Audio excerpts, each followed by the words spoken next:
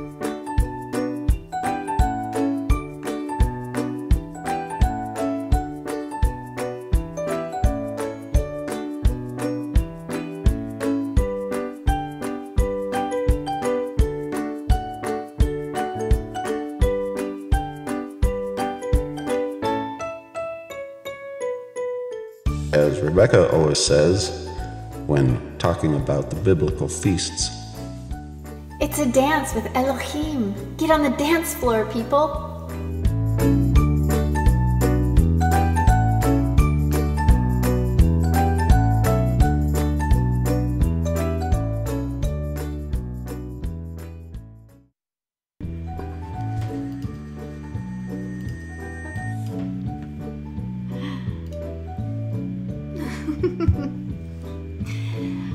hello Israel, and welcome to the Happy Hippie Hebrew Girl Show. I am Rebekah Teshuvah, and tonight we have a new setup. I'll tell you why in a little bit, but I just want to let you know that this is a show dedicated to Melchizedek Israel, hoping to help you move your head knowledge into heart knowledge, what you do. So get ready for a different show today. I've got a lot of nice segments again, new segments, but we're gonna do something a little different today. So I'll tell you about that in a second.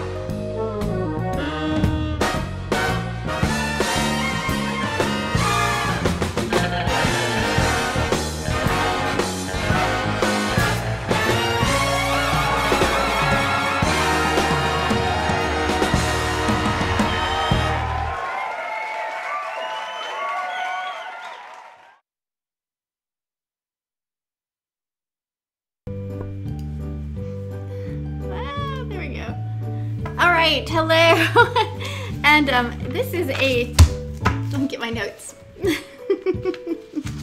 All right, tonight in the house I have people in the house, but they're not joining me tonight. Tonight I have a really cool, different show. It's going to be like fun. It's going to be like show and tell. We are going to talk about what we eat and what we drink and stuff over there. So I've got baskets to go. That you're gonna have a fun time with me today. So stay tuned and get something healthy to eat and something to snack on, and come and join me here. And I'll just wait for you on the other side of the next little segment. This show is sponsored by Teshuvah Ministries, promoting a simple understanding of salvation and of the Royal Melchizedek Priesthood. Visit www.teshuvahministries.com for more.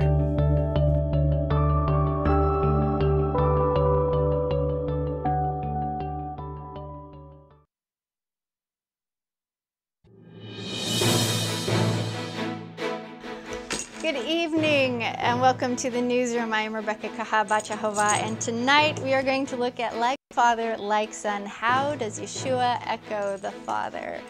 Tonight we are going to look at where he says, sin no more or bad will happen to you. All right, so let's look first at what Yahshua said here in John 5:14. Please open your scriptures to John 5:14.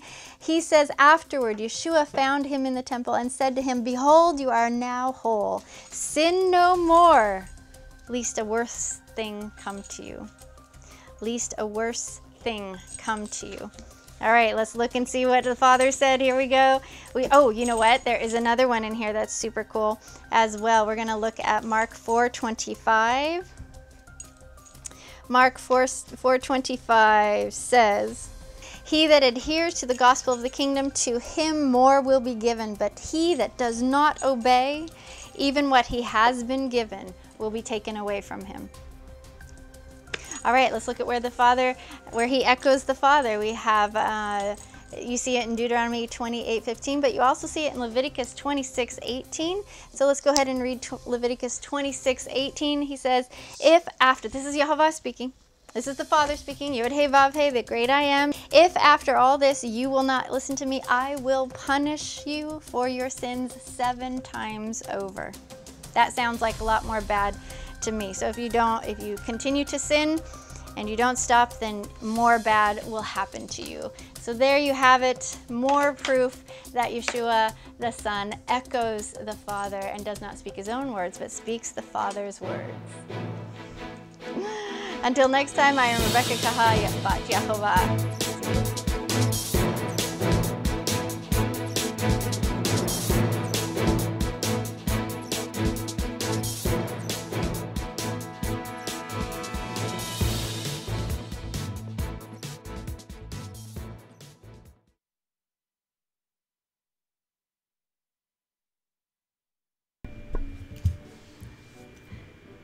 All right, hello.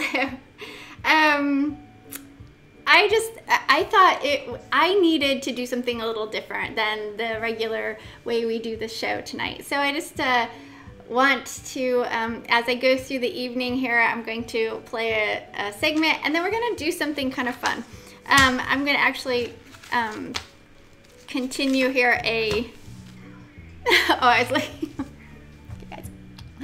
how are you?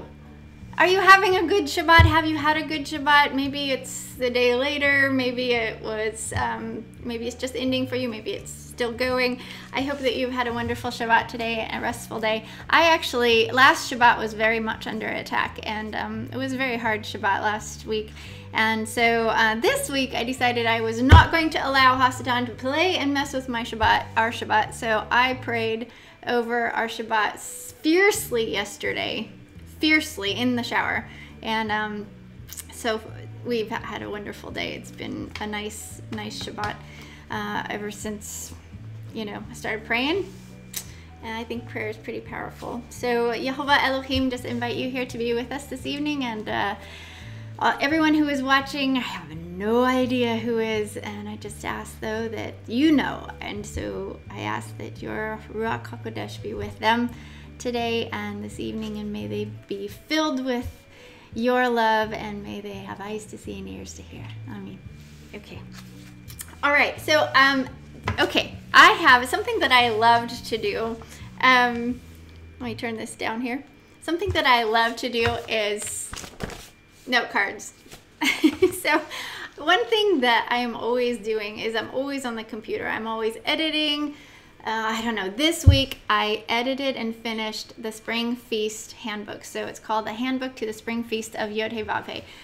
And I finished that this week. It's been 10 years in the making, but for the last 3-4 weeks I have been just hardcore into that. And you know me, I like to stay in rhythm with Papa. So the next feast coming up is Purim, and so it was super hard for me to kind of step out of that and finish this Spring Feast book. So I went, I just really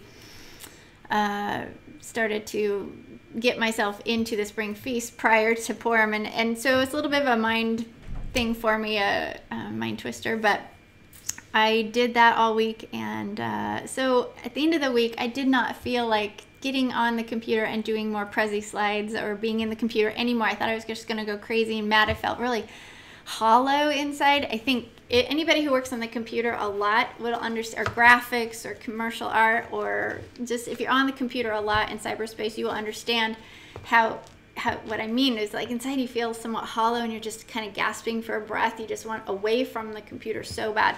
So I made cards. So we're going to walk through some cards, and then I'm going to do what I'm considering a show and tell. Something that I did actually in season 1, and I actually missed that. I enjoyed doing show and tell in season 1. And the cards is something that what are they called? What are these called, Isaac? Cue cards? Cue card. Are they cue cards? When I go like that, anyway. I don't know. Somebody told me the name of it one time, but I forgot. Anyway, and then, I also just want the rock to move right now and just speak whatever. I miss kind of operating like that. I have a show idea, pray over it, begin to work it out, and do prezis, and then sometimes I just have to go with that, and nothing that is like maybe moving on my heart. So tonight we're just going to do it differently. So one thing, what we're going to start with is I want you to remember what we're talking about. Remember what we were talking about? Maybe I need to rehearse. We are in a series, and I honestly don't know if it's going to be 1 more week or 2 more weeks, but we're in a series of talking about health.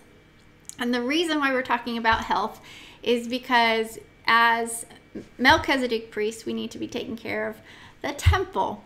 So in the scriptures, it says that your body is actually the temple of YHVH. So your heart, your mind, your body is all the temple of YHVH. And so we are bought with a price, it says, and our temples are not our own. So this is why we are going to talk about this. I think it's super important. So as a Melchizedek priest, your job, consider it your job as a Melchizedek priest to take good care of Yahweh's temple, your body. Okay, so next week I know we're going to talk about our heart and our mind at another time, but tonight we're just going to really, this is fun. Yeah, we're just going to really talk about your body, how to take care of your body. And for me, this is super fun. I love this topic. And one of the reasons I love this topic is because it really coincides with Yeshua's command to eat of him, right? And Yahweh's command to eat unleavened bread. Eat unleavened bread. Well, the unleavened bread during unleavened bread, or Hag Hamatzot, is the feast of Hag Hamatzot, which is in the spring. Yep, that's me right now. I'm totally, totally there. So Yahweh commands eat unleavened bread. Yeshua says eat of me. So Yahweh is basically saying you need to eat of the unleavened one. And Yeshua is saying, I'm the unleavened one, to eat of me. And so they're very concerned about what you eat. So I am super concerned about what I eat, not only what I eat as far as spiritually, but also what I eat in the aspect of food, because we eat with our skin, we eat with our, with our mouth. We also eat with our eyes and our ears, anything that comes in, because we're like sponges. I always say all the time, I'm soft tissue, because you're taking in everything that's around you. So this I think dovetails really well into taking care of the temple, in the sense of spiritually, what are you eating of and who are you eating from, as well as what are you actually putting into your body. So let's see, we're going to one of the other reasons that we talked about a little bit last week, one of the other reasons that I believe that Melchizedek priests should consider taking care of their temple, like big time, and that's your job actually, is because you can have 120 years to work for the king. You have said the max is 120 years. So you actually have a max of, you could live 120 years and you could work for the king for 120 years if, well, for me, it's going to be minus 30 some, well, no, I was still, anyway. I just didn't know him by his name. I learned a lot, but we're all learning, aren't we? But you have 120 years, people, to work from if you take care of what he's given you. So granted, we live actually in a poisoned planet right now, and it's getting more and more poisoned, absolutely. So you're going to have more things set against you, but if you take care of yourself, you could have a whole lot more than you probably think that you can, and you can probably have a whole lot more than the pagans, okay? So you have stuff to do for the king, and you must take care of your body so that you can be alive to do so, to do the work that he's given you, right? He's given you gifts and talents and things that he wants you to offer back to him. So he's going to give you these things, and what do you do with them? What do? Use it to build someone else's kingdom? No, you're supposed to use his gifts and talents to build his kingdom. Building his kingdom would be that you go find scattered Israel, right? It's like the whole fishing idea. Yeshua said, I'm going to teach you how to fish for men. That's what we're supposed to do. Is a kingdom is made of people. A king has a kingdom. Kingdom is people. Oh, okay. So we need to stay alive and healthy in order to do this. And this is definitely a challenge in today's world, but we're going to talk about a few things. All right, and then also you are an image bearer. Remember we talked about that earlier? We talked about you bearing the image as a male and a female, masculine, feminine. There is no other, okay? And there is no custom. Heavens, I just filled out a form the other day. Male, female, other, custom, don't want to say. Anyway, you are an image bearer, okay? So especially as somebody who knows the image that they bear, you have a lot of responsibility. It's your job to bear the image as a male, if you are a man, to bear that image, Yahweh's image that you were created in the image of, to bear that image properly. And as a female, you were made in the image of your creator. You were made in the image of the feminine Ruach HaKodesh, and you need to know how to be taking care of the image and being a good representative of the one that made you. So, all right, here we, let's see. Okay, so tonight, let me see, what do I want to do? Oh, here's an interesting point, and I think now's better. Now's as good a time as any. All right, the mikvah. I just want to bring this up to you. Okay, so if you have been mikvahed into Yahshua, then I want you to think about this for a second.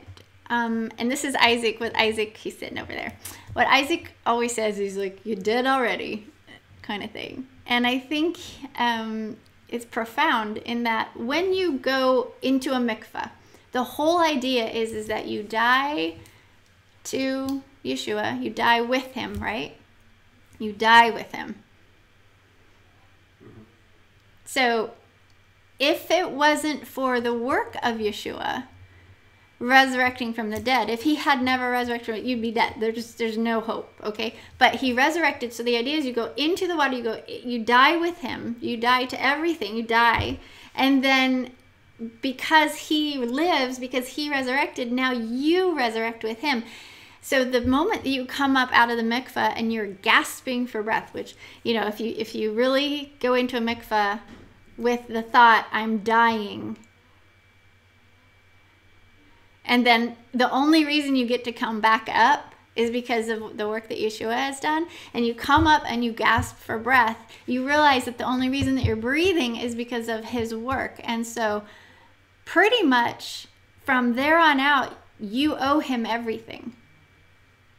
You owe him everything the whole time. But you know what I'm saying? Just in that really beautiful word picture there of the mikvah, when you come out of the water, you are not your own. You were bought, and you owe him everything for giving you life, for allowing you to live any further. So in all reality, you know, you don't own your body. You don't own anything here. You owe it to him. This is his, and everything that you do with this is his. So we have to be super careful in looking at what it is that he wants us to be doing with our body, what he wants us to be doing with our time, you know. And so we're looking at our bodies right now as the temple. And so one of the biggest questions is, can the Ruach HaKodesh live in your heart? Can she? Does she want to? Okay. Oh my, is it filthy? You know, there's all kinds of things that make it filthy. Idolatry, we talk in a spiritual sense a lot of times. Idolatry, worshiping other gods and things like that.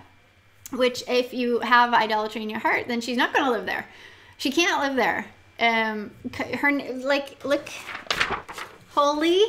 holiness can't live with something that's not holy. So you've got to get the filth out, spiritually speaking, before the rock can live there. But also, if you think about your body as it's a house, your body's a house for a God, right?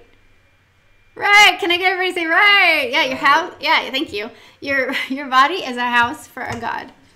So you're going to be in your spirit is going to dwell within you and take over, almost possess your house. So you can have one spirit possess it, and that spirit will destroy it.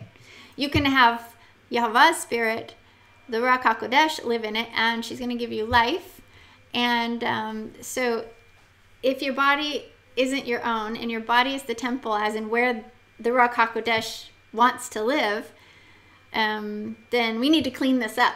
And we can't be doing things to it that are going to poison it, are going to make it a filthy place. You know, so I take it real seriously, this spiritual aspect of, cleaning your heart up from idolatry and all that. I take that super, super serious, as you well should as well. But I also take how you take care of the body super seriously as well. I think the two work hand in hand. Do you see what I'm saying, Isaac? Yeah. Yes. Yeah. You know, what goes in on the inside is going to come out and reflect on the outside. So if you see somebody on the outside that doesn't look very good, then you know something's rotten in Denmark. Something's really rotten inside. And we need to get the inside cleaned up, as, you know, spiritually and physically, okay? So that you reflect what you're supposed to be reflecting. You're supposed to be an image bearer and reflecting Yahweh and Elohim. And so anyway, we are going to chat in just a little bit about, I have some baskets here we're going to go through. We're going to actually get down and dirty with some stuff. And I'm just kidding. I'm not no doctor. I'm not, you know, I don't know everything by any means, but these are what I believe are some healthy things to do with your life. Okay, so let me play another segment here, and let's see, we're gonna sing.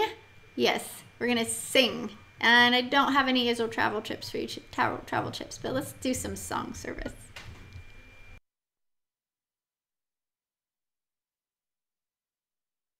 What was I gonna say? Oh, welcome to the Campfire Bowl here at Camp Myveden on beautiful Hayden Lake, Idaho. This is my friend Bruce, and I am Rebekah. And I just love listening to him play. I don't think that there could possibly be a better way to spend a summer afternoon than sitting here with Bruce today. So when I remember an oldie, when I remember that he died for me, I'll never go back anymore. Hallelujah, when I remember that he died for me, I'll never go back anymore. No, no, never, never, I'll never go back anymore. Hallelujah to the Lord. No, never, never, no way, I'll never go back anymore. Another verse. When I remember that he commanded me to never seek other gods. Yes, he did it. When I remember that he told me to never seek other gods, I said, no, no, never, never, no way, I'll never seek other gods. No, I won't, no, no, never, never, no way, I'll never seek pagan gods. Oh, yes. Okay, so in the verses, there's a little hand motion that went with this. Awesome. Oh, I'm gonna come help you. Okay, come here and help me. Come help me. There's a hand motion in here. So you go no, no, never, never, no way. You can make it as complicated as you want. Okay, so we're gonna go no, no, never, never, no way. Do it twice. Yeah. So you can make it as complicated as you want. So no, no, never, never, no way. Yeah, you could just totally complicate that up if you want. When I remember that he died for me, I'll never go back anymore. Hallelujah to you. When I remember that he died for me, I'll never go back anymore. Here's the hand motions. No, no, never, never, no way, I'll never go back anymore. No, I won't do. No, no, never, never, no way, I'll never go back anymore. Second verse. When I remember that he told me to never seek other gods. Yes, he did, he did. When I remember that he told me to never seek other gods, I said, no, no, never, never, no way, I'll never seek other gods. No, I won't, no, no, never, never, no way, I'll never seek pagan gods. You never played it? Oopsie. Thought we sang this at camp. When I remember that he died for me. No, well, maybe we did, but Somebody's losing his mind. so many thousands of songs in my head. I know. I know. That's like trying to have 1,600 staff and they all come back and go, hi, Bruce. I go, Yeah, and they know who you are. you look very familiar. Hi, handsome. Hi, beautiful. I know.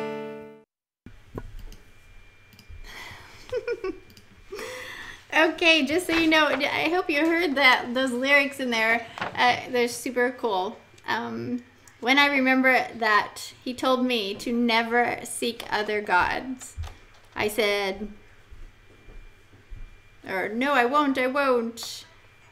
No, no, never, never. I love that one. Anyway, so here is my Happy Hippie Hebrew Girl. Can you see that songbook? So you can see that songbook there, and you can get one by clicking on the link below and downloading this so that you can sing along with Bruce and I. And then you can go sing it in your home. How fun is that? One thing I am going to do is read to you. I've got 2 things to read to you today. And I'm going to show you. Ooh, let me show you. I'm going to show you Hadassah's envelope. There is her week 12 envelope. Her little artwork. And there we go. All right. So this is from a lady that I know named Darlene. She may be watching right now, but I have this, it's kind of a compilation of different things she sent me, but she said, Rebekah, I want to say thank you. I cannot tell you how much you mean to me. I love you, that you have a heart, and I love that you have a heart for Yahshua. The gift of his truth is speaking to me, and I don't have words. When Papa asked me to dance with him this morning, oh, and I'm in tears, he said, if you don't know the steps, I will teach you. I have learned for the first time in my life that when you follow his commands and walk in rhythm, you are laying your life down. I am so excited to walk with my Papa, and I will be his bride. Rebekah, I love you so much for sharing your life experiences with us. Papa is going to bless you and your family for laying everything down in your life to do this. Thank you so much for being a part of my journey. You're a blessed sister because he used you to bring Yahshua to me. When I watch your videos or listen to you teach, I see your intimacy with Yah. I see it and I sense it in my heart when you speak. When you teach and share videos, everything is beautiful inside and out. Thank you, Darlene. Thank you so much. I want to share these with you because, like, they're precious. They're going to go in my little envelopes and I'm going to keep them forever. And I have to say that as of this last year, we have gotten more uplifting comments and encouragement than the other side. I still get the other stuff. I get all kinds of stuff all the time, but I have more uplift, more encouragement lately than ever before. So thank you so much. It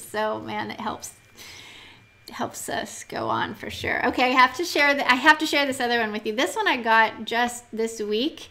This is from Keith, and he says, "Oh my goodness, you guys are amazing!" in capital letters. Thank you, Rebekah. Thank you, Isaac. Thank you, Maggie. Thank you, Hadassah.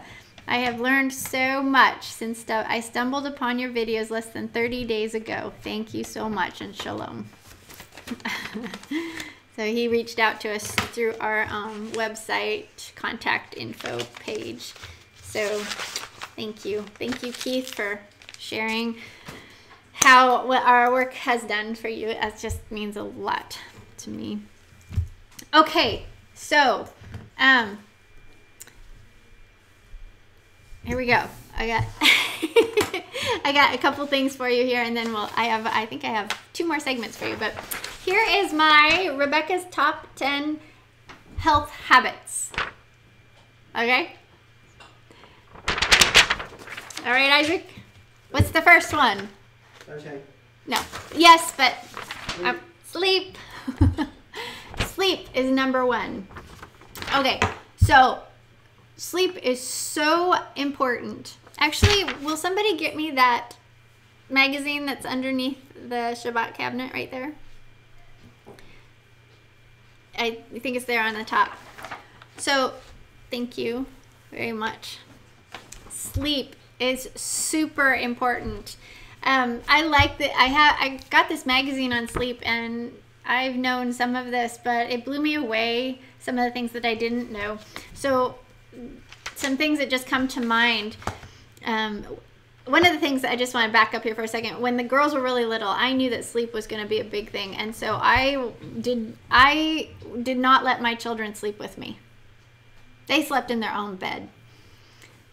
For one, I didn't want them coming between Isaac and I, and for another, they needed to learn to sleep on their own, and I needed to sleep.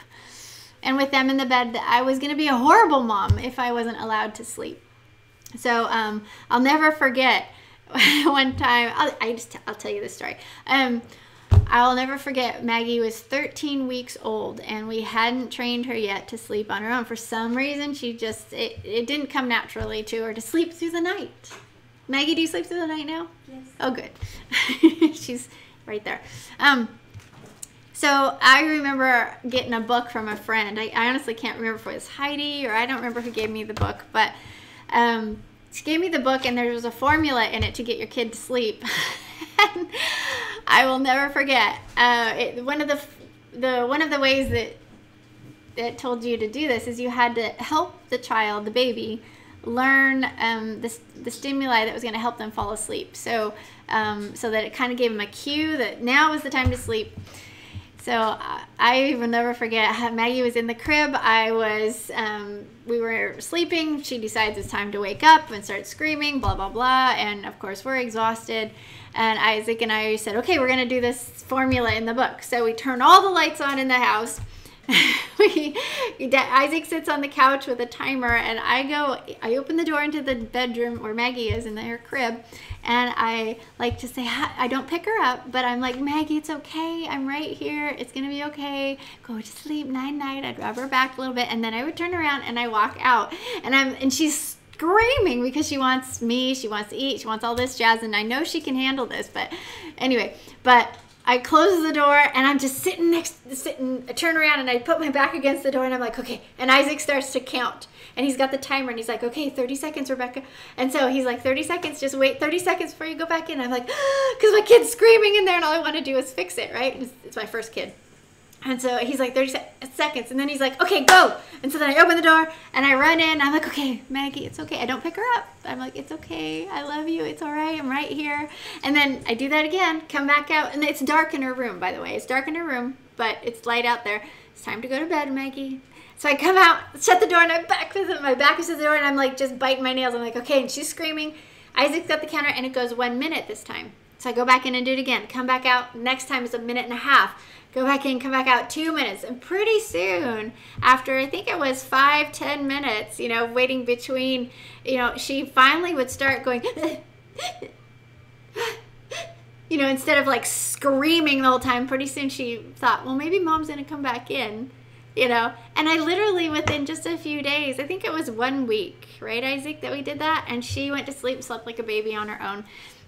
Like a baby, okay, maybe babies don't sleep very well, but she slept nevertheless. But anyway, so I've always known that sleep was super important, and I'm a total grouch without a lot of sleep. But anyway, so I use earplugs if I need to drown out noise. I will put a sock over my eyes if I have to, but most of the time I have to have it dark. I mean, like if I'm in a place where there's light, and I can't stand hotel rooms because even though they have blackout shades, they're not blackout shades, people. Blackout means blackout. I don't know. I don't like light, what do you call that? Light pollution. I don't like light pollution. And this is one of the reasons. Okay, so when we moved to the teepee, we really got a wake-up call with a lot of different things, but one of the things was the sleep patterns. So Isaac had horrible sleep. Remember Isaac? He slept like awful at the house in town, and it was stress and it was all kinds of stuff. We get out to the woods and we're sleeping outside, basically in a tent, and it's this, we don't have light, like electric light. You don't flip a light on, so you are really dependent upon the sun. So the sun would go down, and then okay, well, we can't do very much. We're eating by headlamp. You're reading by headlamp. That gets exhausting after a little while. It's not fun. You don't have the TV to turn on. You're just basically going, okay, let's go to sleep. And you go to sleep with the sun, and you'd wake up with the sun. The sun could wake up at like 4 o'clock in the morning. Okay, we're awake at 4 o'clock in the morning, but you're down at like, 6 o'clock at night. So there was this beautiful rhythm, and he actually broke his little cycle of I can't sleep at 2 o'clock in the morning or 11 o'clock at night, whatever, and I'm up for hours. So I leave the bedroom and I go out and I watch TV, or I get on, well, back then we didn't have devices. We didn't have devices back then, but he would go out into the living room and for hours because he couldn't sleep. That all got broke. That all went down when we got to the teepee, and he slept really good at the teepee. Anyway, but did you know that your body cycles? It does 3 cycles.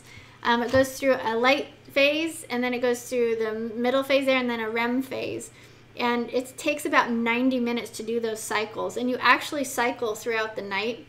So when you wake up, you're supposed to hopefully wake up in a light sleep cycle so that you don't wake up groggy.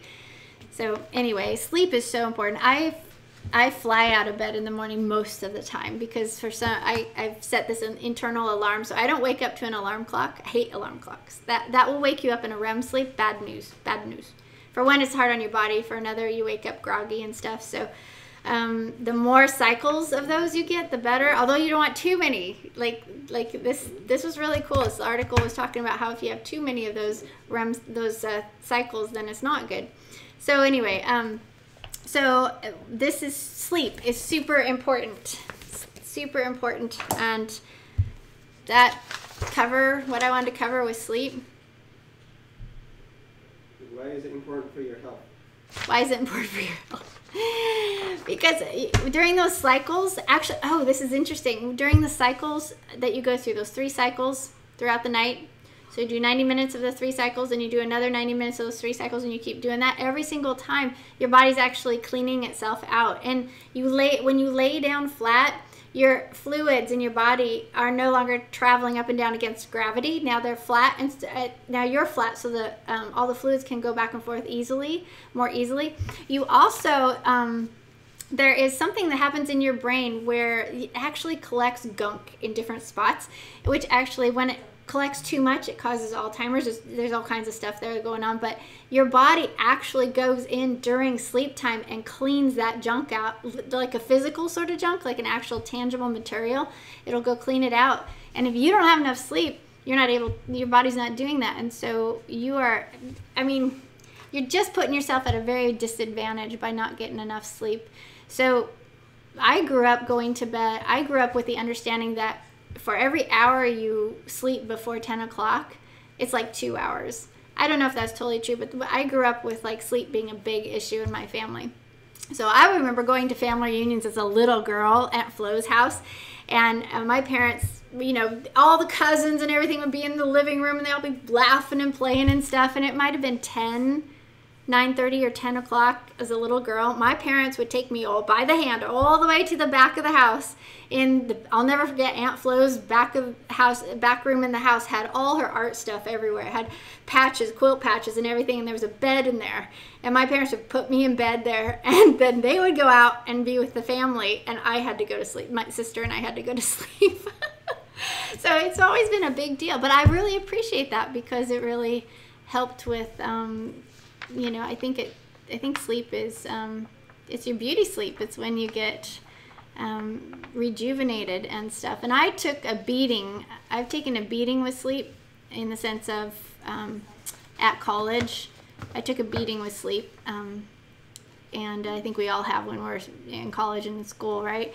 But also took a beating. When you have little kids, it's going to take a beating. And then for me, I wanted to be mom all day long, and I had a career when I had kids. So I actually got up. My wake up time was 2 o'clock in the morning, and I would work from 2 until they got up about 6:30. And so I could be mom throughout the day or most of the day. And so that was definitely hard, but I would go to bed at like stupid 7 or something, so I could get no sleep. But you definitely want more than 7 hours. So if you're not getting at least 7 hours, if you're only getting 6 hours, you're putting your body in danger of getting old fast, collapsing more, not getting sicker, getting sicknesses, illness. You're opening yourself up for disease. You're opening yourself up for illness if you don't get enough sleep. So you want to strive for 7 hours or more. 7 to 9 hours is the best as far as my research has told me, and how I feel good. Great. Although that one over there can sleep for 12 hours. Hadassah went to bed at 9 the other night and got up at 9 the other morning. She likes to sleep. Okay. Let's play. What? I think that's good. Okay, I got another segment for you. Here we go. Let me see if I can find it.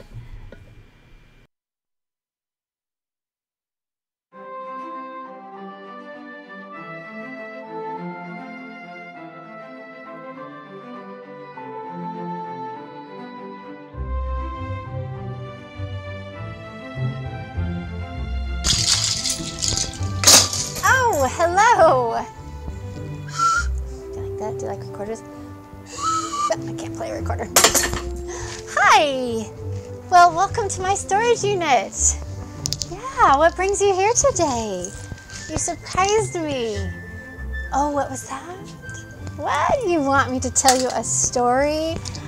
Oh, well, I love telling stories, and the storage unit is a perfect place to tell a story, so thank you for coming and asking me to. I would love to. So come on in and see if you can find a place to sit. You just have to kind of clear a spot because it's kind of messy. I made myself a spot here because I was hoping you'd come by. So you want to hear a story, do you? Well, I have so many things around here that remind me of times in my life. I have lots of stories. Well, let's see. Oh, this has got to be one of my most favorite stories of all time. This is a story that will go down in history. Yes.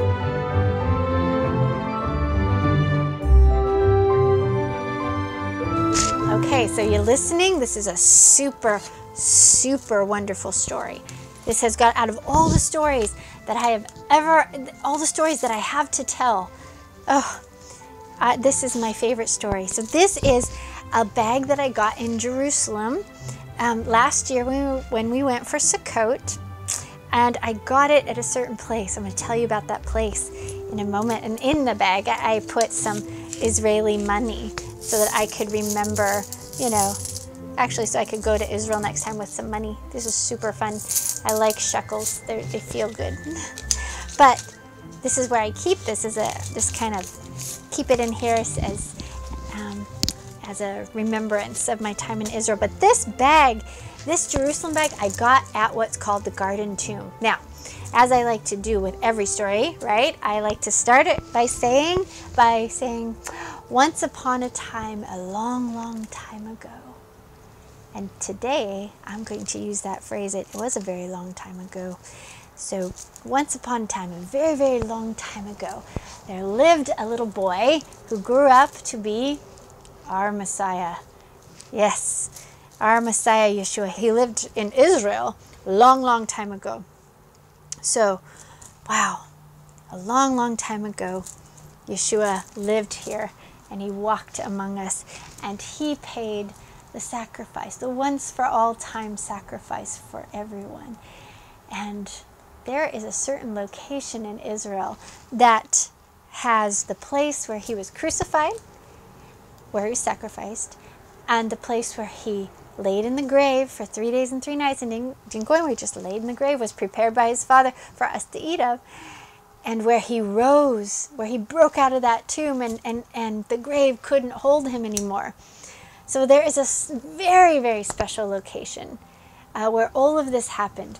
And one of the things that happened in this location is the Ark of the Covenant was anointed with his blood. Oh, I have to tell you this story. It is the most amazing story. When we went to Israel last year for Sukkot, we didn't go on a tour. We didn't buy a tour. We just went by cold turkey. We had scheduled some places where we wanted to go with lodging and activities that we decided we wanted to do, and we were on our way and on our route to do that. Well, when we got down to Jerusalem, the one biggest place that we wanted to go in Jerusalem, I wanted to go, was the Garden Tomb. And the only place, the only time in all of our trip there that Papa had arranged for us a tour that he wanted us to have. I find that stunning. So much of the time we organize our whole life so carefully.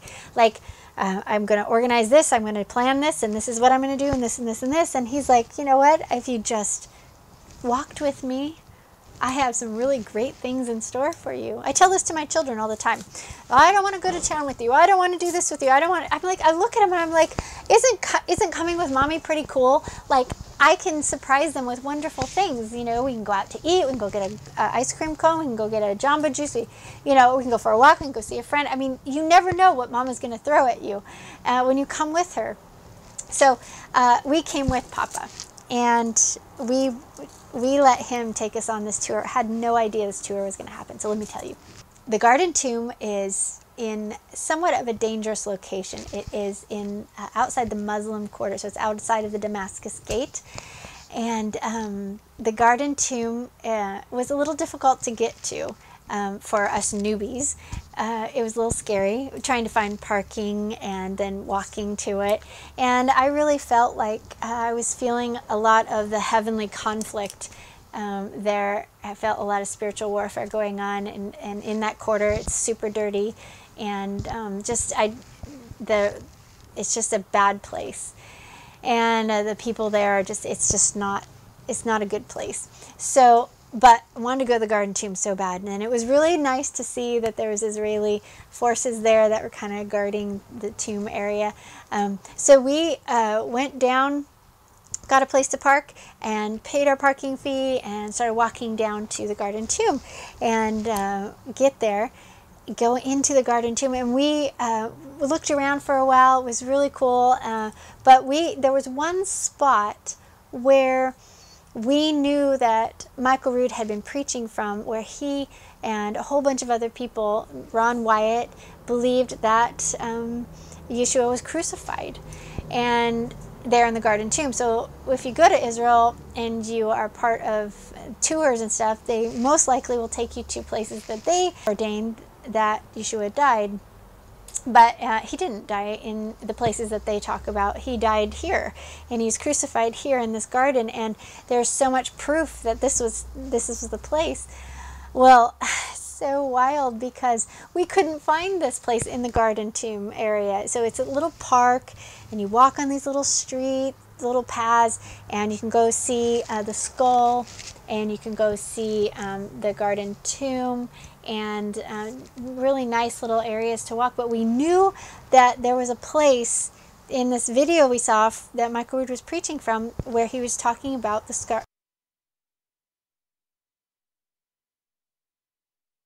So he knew exactly where to take us.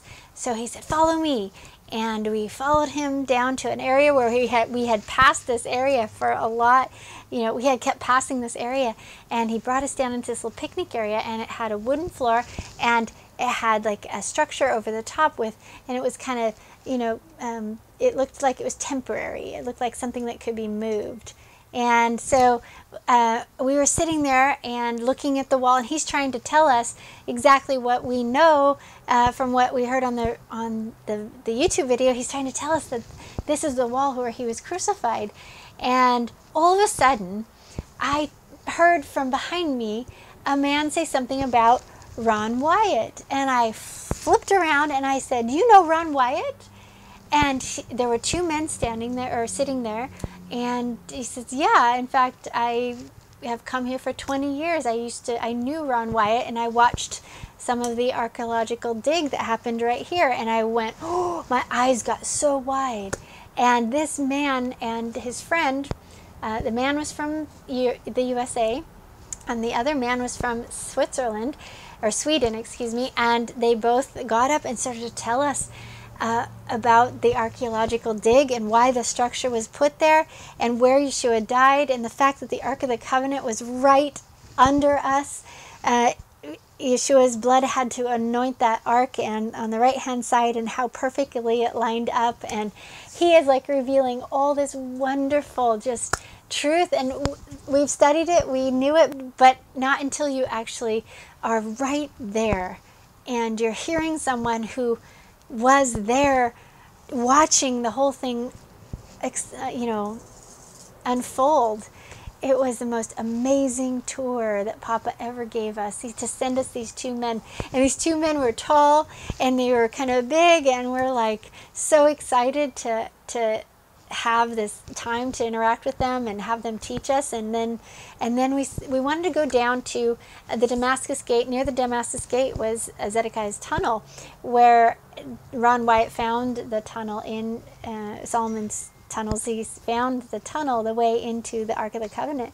We didn't want to go see the Ark of the Covenant, obviously, because no one has been able to see it without dying, except for Ron Wyatt. And so it's not time yet for it to be to come up yet. But these guys escorted us down to the tunnel and the caves of Zedekiah, they knew exactly where they could point it out. We didn't even have to pay to go in. They pointed it out, and then they escorted us all the way back to our car. So through that little Muslim section, a very scary little section for us. I'm so excited to go for a walk with Papa because he has great things for us. He's fun to go walking with. I mean, he will challenge you. He sometimes scares you, but sometimes he just loves on you, and sometimes when he makes everything come together, and he provides for you a tour that you never asked for, a tour that would rock your world and change your life. That's pretty cool. And so I love walking with Papa. I like to just see what surprise he has around the corner because I know he means me well, and he has good things in store. And he wants to share his heart. He wants to share the story. He wants you to know what his son accomplished and what he did. And oh, that was definitely, that's what this bag reminds me of, is that story. I will never forget that story. I will absolutely never forget being down in the garden tomb, the most holy spot in the entire universe, where he was crucified, murdered, and where his blood anointed the Ark of the Covenant, bringing in the new order, the Melchizedek order, the superior order, and doing away with the Levitical order. How cool is that? And where he was buried and where he resurrected. Ah, so cool. So cool. So thank you for letting me share that story. But thank you for coming and sitting here and letting me share. So as I like to say in my stories he lived happily ever after. Yes, Yahshua lived happily ever after. He is living happily. He's going to live happily ever after. And through him, we get to live happily ever after. Oh, yes. Ah! What better story do you want? That is just super cool. He lives happily ever after, therefore we get to live happily ever after. Oh, so definitely come again. I have more stories to share. All right, I'll see you again. Bye-bye.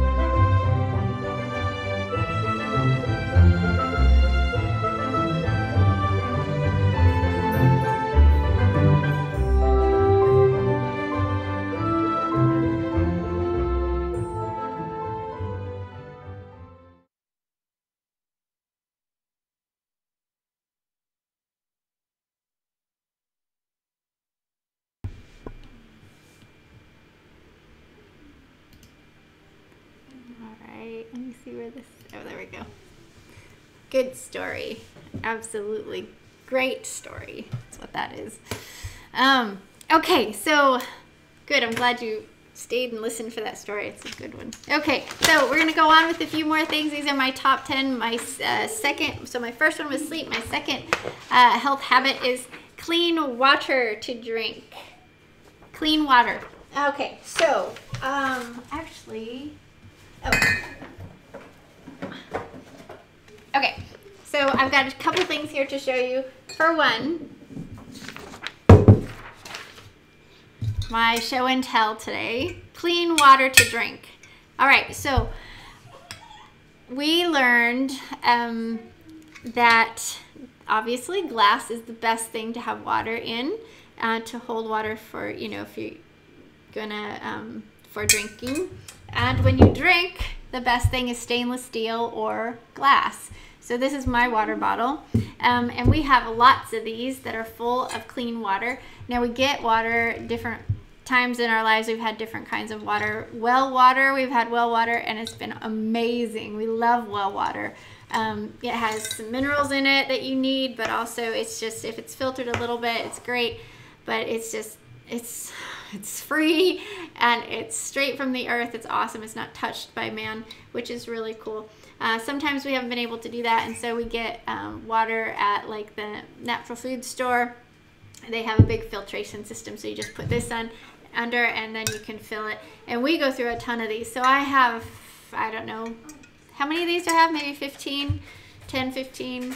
And then we have, and those are polycarbonate 5 gallon. Is that what it's called? Polycarbonate 5-galloners that we also used when we were at the teepee. So, and we would fill those and haul those into the teepee from the well that we got to use.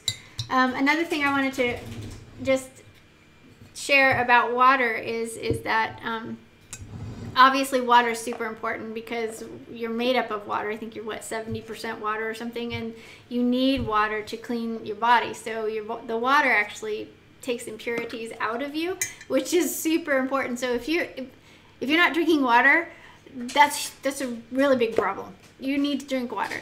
Now you don't need to drink a ton, like, gallons and gallons a day or anything, but you do need water. And tea is not, you need straight water. So don't think, well, I'm getting a liquid and then there's some water in it. You don't want your body to have to work really hard to separate the water out from whatever else is in your water to use it, because it uses it to clean your body. So another thing is the idea of your showers. So your showers when you're in town is, when we were at the teepee, it was a different story. We were using, well water to shower with. But here in town, I mean, the city water is not very good, honestly. You don't want to turn the tap on and just start drinking water out of there. I mean, it could have all kinds of stuff in it. You don't want fluoride. Definitely don't want fluoride. You don't want all the other kind of stuff that they put in there. So we have, this is for our shower, actually. I know you can get filters for your sink and all that stuff, but you can have, what I think of is when I'm in the shower, I'm like, okay, I'm soft tissue, my skin is absorbing what I'm putting on it, so it's absorbing the water, so I want to make sure and filter the water in my shower. Super important. Okay, so, hey, I could use some help. Carrie, come take this away. That's cool. Thank you. So water, super important, and where you keep your water, super important. I'm going to keep this because I need it. Anything else on water? Do I need to say anything else on water? Yeah, that's Maggie's hand. Okay. Water. We're good. Distilled water. Yes, distilled water. So I grew up with distilled water. Thank you, Maggie. Distilled water. So we actually have a very old distiller. It sits up on the countertop. And I remember my dad, when I was a little girl, he would distill the water because he knew this. He knew that the water coming through the pipes underground from the city tanks wasn't very good. It wasn't good, clean, pure water. Now, my dad grew up, he was a mountain boy. He was a mountain goat, basically. And he would go, back in the day, you could go way up into the mountains and you could drink the water out of the streams. There would be like springs and stuff that they would, you could go fill your jars with water. And so he would always drink that kind of water when he could. And so he was very, very conscious about water. And so I grew up with a distiller. That's the water, and it's so soft. It's really nice. I like distilled water because you can drink a lot of it. But you don't really want to get, if at all possible, you don't want to get the water that's in, gallon plastic jugs in the supermarket. I've done that before because we had to, but you really don't want to do that because the water actually absorbs stuff from the plastic. And you're putting that in your body, and then your body has to deal with that. So the whole idea of water is to help clean your body, not put bad stuff into your body. So I still have that distiller. Dad gave it to me, and I still have that distiller, and sometimes we use it. And so you hook a glass jar, gallon on it, and then you pour your regular water into it, and then it distills it, and then you have a nice clean jug of water. Okay, my third thing is stress control. Stress control. That's number 3 health habit. So this is actually a big one right here. How many of you guys deal with stress? Have stress? Struggle with stress? Anxiety? Overwhelmedness? Yeah, Isaac's laughing over there. Okay, so I have dealt with a massive amount of stress before, and it's definitely, I believe stress is evil. I believe it's a demon. I believe like fear is a demon. I think that anxiety is, and overwhelmedness and stress and all that. I think that they are demons that are camped out ready to inhabit you, because that's what it feels like when you have stress and anxiety. It feels like you like something just came into you. So just to share a little bit here about this, I used to have I know that anxiety can turn into actual physical manifestation. Now, I am, just to make sure that you know, I am so not a doctor here. I am just Rebekah sharing my top 10 health habits, okay? But and my story, a story or two here and there. But I used to have a company. I've had several companies, and one of them it was a graphic design firm, and I had employees, and the only way that they were going to get paid was if I did the design work. So the employees weren't necessarily, it took a while to get, to the point where I had employees actually making money, but they were basically there to support me and what I did. And most of my clients wanted my work, no one else's. And so it got super stressful because I was actually supporting, at one point I was supporting 5 employees with the work I was doing. So it was a very stressful time. I had little babies, and Isaac actually built nurseries in the different office spaces we were in. And I actually hired single moms. I really wanted to, I don't know, I hired single moms. They could bring their babies to work, and they could hang out in the nursery that Isaac built for us all, so we would have all our kids there and we could work at the same time. I thought it was a great situation, but it was super stressful, and I almost lost Hadassah because the stress was so bad, and I had physical manifestations. In fact, what happened was I went into early labor with Hadassah. It was like a Friday, I believe, and it was way too early. And the stress was just too much. And on Monday, I remember Isaac and I went in and we closed the company down and sent everyone home. It was a very stressful time. And so the panic, the anxiety, the stress, it was all physically manifesting itself in things I couldn't control it, right? And I struggled with that for a long time. And honestly, the way I got freedom from it was when Papa took everything away, and when he said it's time to go to the wilderness. So that did not, I can't give you a scenario, I can't give you a formula to follow if you struggle with that. I don't have a formula for how to get rid of or deal with it. Get rid of it. I know how to deal with it now if it begins to present itself, but that years and years of it physically manifesting itself was crippling. It was debilitating. I knew it was hard on my immune system. I knew it was hard on me mentally, physically. It was awful. If you struggle with that, I know what it's like. I totally feel your pain. And I know that one thing that happened in that whole move to the woods was this: I lost everything, in the sense I've surrendered everything that was causing me the anxiety and the stress and the worry. So I ended up folding the businesses. I ended up losing so much stuff that my expectations were totally different, and I wasn't holding on to anything here. I ended up holding only on to Papa, and I think that is what really did the trick. I let go. I let go of my life.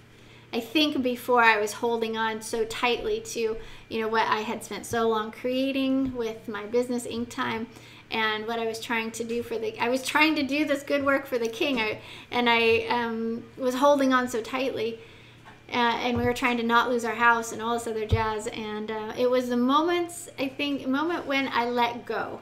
And I finally realized the whole mikvah idea, I'm dead anyway kind of thing, that it finally went away. And then when we actually got to the property, it was a matter of survival, physical survival. So all the emotional whatnot and everything kind of got backseat, and some real stuff came to view. Because I think anxiety and stress is kind of, it's intangible. Like it's not something like right here. It's like something that is coming at you, and you're like, why is this even coming? It doesn't even make sense. But so then when we got to the woods, it was like you have a shovel in your hand and you have to dig this trail, and it got real physical. Like my life got real physical, And I think not only with the hard work and the hard labor that it just kind of took it out of you because you're like exhausted from sun up to sundown, which changes chemicals and everything in your body. But I know that it left at that time and it has not returned. Now it's tried to manifest its ugly head, and when it does try, for one, since I believe that they are demons that are sitting here yakking at you and wanting to invade, then a lot of times I can turn and I can go, get out of here, Hasatan, and take your demons with you in the name of Yahshua, and I can put Yeshua's blood between me and them, and then it goes away. Most of the time I can do that. Sometimes it feels like it, I don't know where, I can't, something's not going right, I can't get rid of it. Or I fail to do that. Or, you know, something is more physical, it's more of a, maybe it's not that, maybe it's not the demons, maybe it's something else. So I have a few things that I do. So first I try to pray. So this is not a formula per se. These are just things that I try if it tries to manifest its ugly head again. But like I said, I mean, I've been anxiety free since the teepee. What was it, 2010? Yes. And before that, I had so much so much anxiety that, like I said last week on the show, Isaac, for years and years, Isaac would take me into the hospital, you know, and they would shoot me with Valium and give me Valium to go home with, and because I was such a disaster inside. But so now, if you struggle with this, here are my suggestions. I pray, and I pray in the sense of I let it go, like literally, like the prayer has to be, don't help me with this. No, the prayer has to be either get out of here, Hasatan, in the name of Yeshua, that kind of prayer, or the prayer has to be I let go, Papa. I let go. I let go. Okay, you're in charge. That's right. Okay, and then walking helps really good. And I used to like to power walk.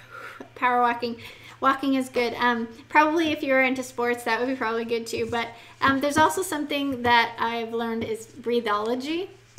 And I don't know, I've just looked into it a little bit, but I don't even think, it doesn't even really need the name breathology. I don't know, but breathing, the practice of breathing. So the process of how you breathe actually helps to calm the insides. So breathing in all the way to the top, all the way top of your lungs, and holding it and relaxing your tongue, and then breathing out through your mouth. So you breathe in through your nose and you hold, and then you breathe out through your mouth, and you do that several times, and that helps if there's something that's starting, or just if you're a little anxious inside. I get anxious. You know, there's some stress and anxiety that is actually natural, and sometimes there's a part of it that's good. Like before the show, my stomach gets a little butterflies and that sort of thing, and that's that's normal anxiety, that's normal stress, and it should go away pretty fast. But the kind of stress that takes you like this, like by the throat, is the stuff that won't go away even when you're sleeping, even when there is no disaster, there's nothing attacking you, there's no danger. That's a bad thing. So your body has the ability to have, say, oh, there's a little bit of stress, I'm nervous about going online, and so then you can do the breathing, that sort of thing. Oh, something that lately has been working a lot is singing. Honestly, like singing at the top of my lungs changes the dynamics inside my body, and it changes the focus of my body. So all of a sudden, it's not on the stress or the anxiety, but now it's on getting that sound out. And for me, that's been working really good lately. A massage is wonderful. So sometimes if it gets so bad, and I just need help to dealing with it, then man, go have a massage. Have your hubby give you a massage. Have your wife give you a massage. Have foot rub, but a massage just to relax the muscles, for heaven's sakes.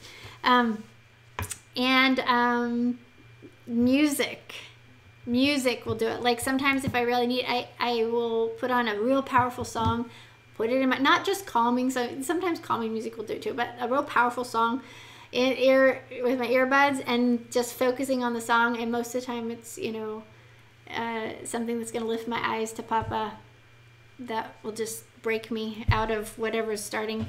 And And I was starting to pick up the guitar. So I don't know, maybe if you have I love it when I see Isaac pick up his guitar and and I feel like at that moment when he's strumming that he's focused and he's calm inside. He also plays the harp.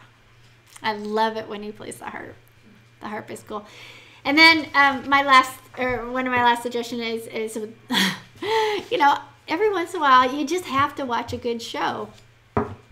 I mean, this show's great. I know. But I mean, you have to watch a good story.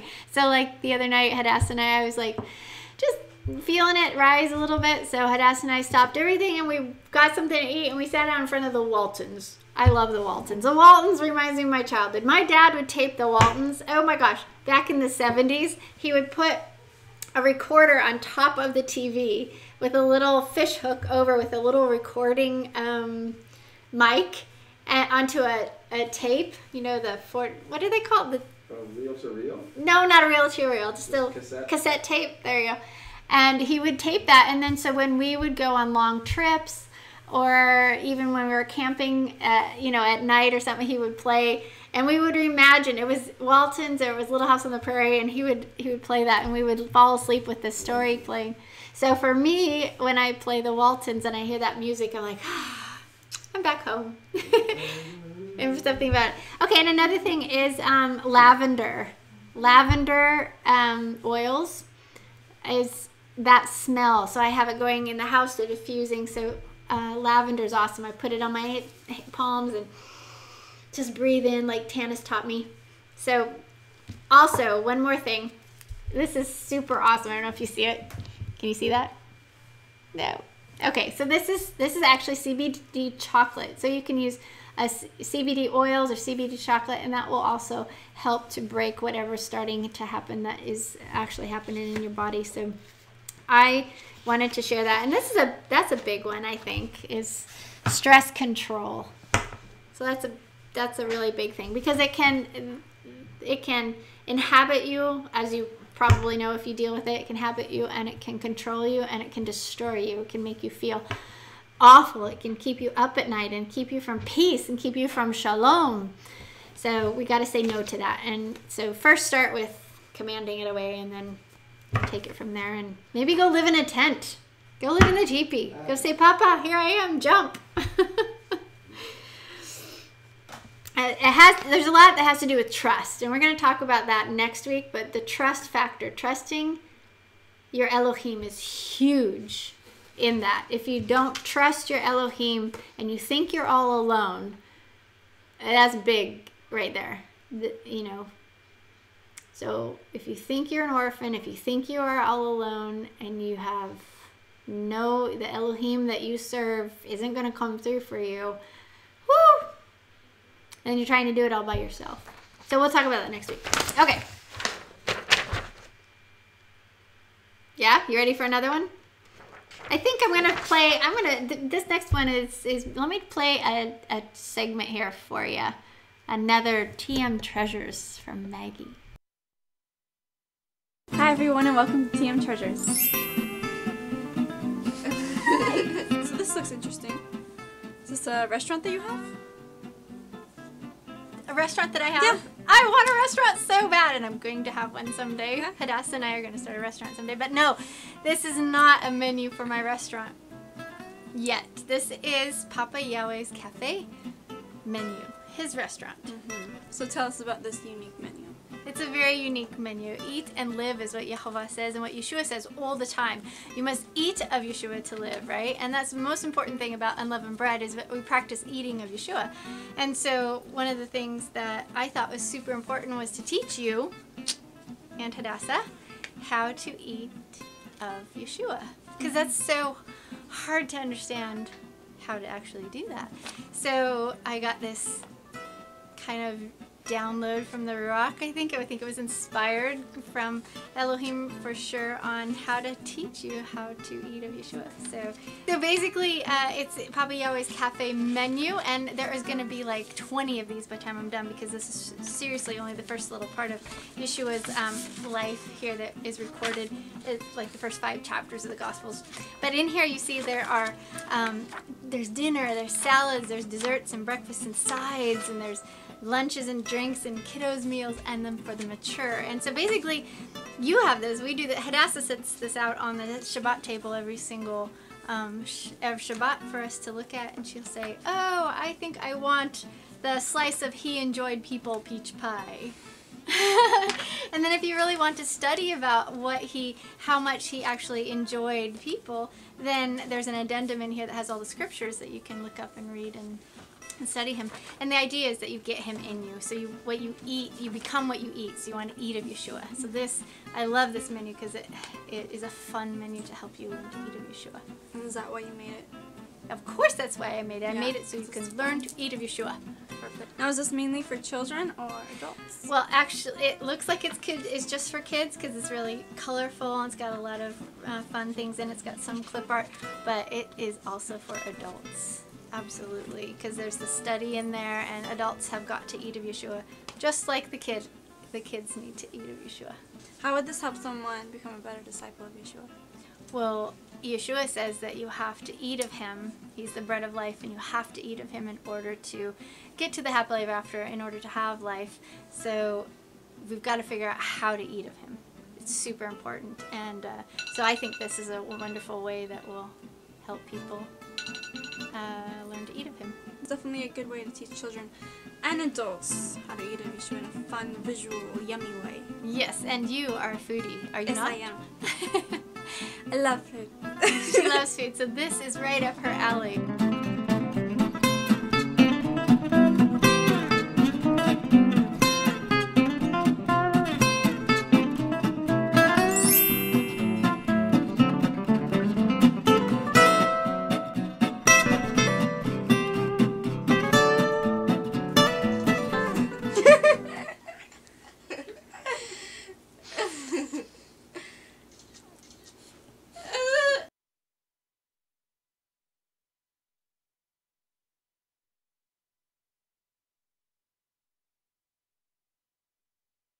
Good. There we go. Maggie's funny. Okay, so on that note about eating of Yahshua, we are going to talk about one of my other top 10 is nutritious food. Okay, so I am definitely not Dr. Axe. I'm not, I do not like eat what is that called? Paleo? Or keto or anything like that. But I hands down love nutritious food. So I think this is also going to go in, it's going to go hand in hand with this one that I want to talk about in a little bit, is DNA protection. Okay, but let's talk about some good food. So this is, I'm going to show. This is my basket, my favorite basket from Malaysia, made with the bark of an iron tree. This is 30 years old and it's still it's crazy strong. But okay, so something that I'm gonna just pull out products. I'm just gonna show you. This is show and tell. Okay, so avocado oil. This is non-GMO avocado oil. Can you turn that down just a bit? So this is avocado oil. So I do not use canola oil. I do not use oil that's just in the supermarket, basically on the shelf. The processed stuff. This is avocado oil that is it's a high heat oil. It's cold pressed. So when you get oils, when you get olive oil, avocado oil, all that stuff, you want it to be cold pressed, which means they take the actual fruit and they press it and get the oil. They don't heat it, which is the issue. If they heat it, then they destroy the nutrients, okay? So I'm gonna can I hand you stuff? Okay, so avocado oil, I love, and you know what, avocado oil doesn't taste very much, and so you can use it in all your baking stuff. I use it in cookies and pies and just everything that you bake with. This is a great thing to use. You don't have to use the processed stuff. All right. Okay, honey. This is local honey, and this is, I believe, in in supporting local businesses for sure and mom and pop stores. This is a local honey that I get, and this is super important to eat to help you with allergies and stuff in your area. So you want to be eating local honey. All right, there's some bee's knees right there. Cute. Someday I want to have bee houses. Except that every beekeeper that I have known is a little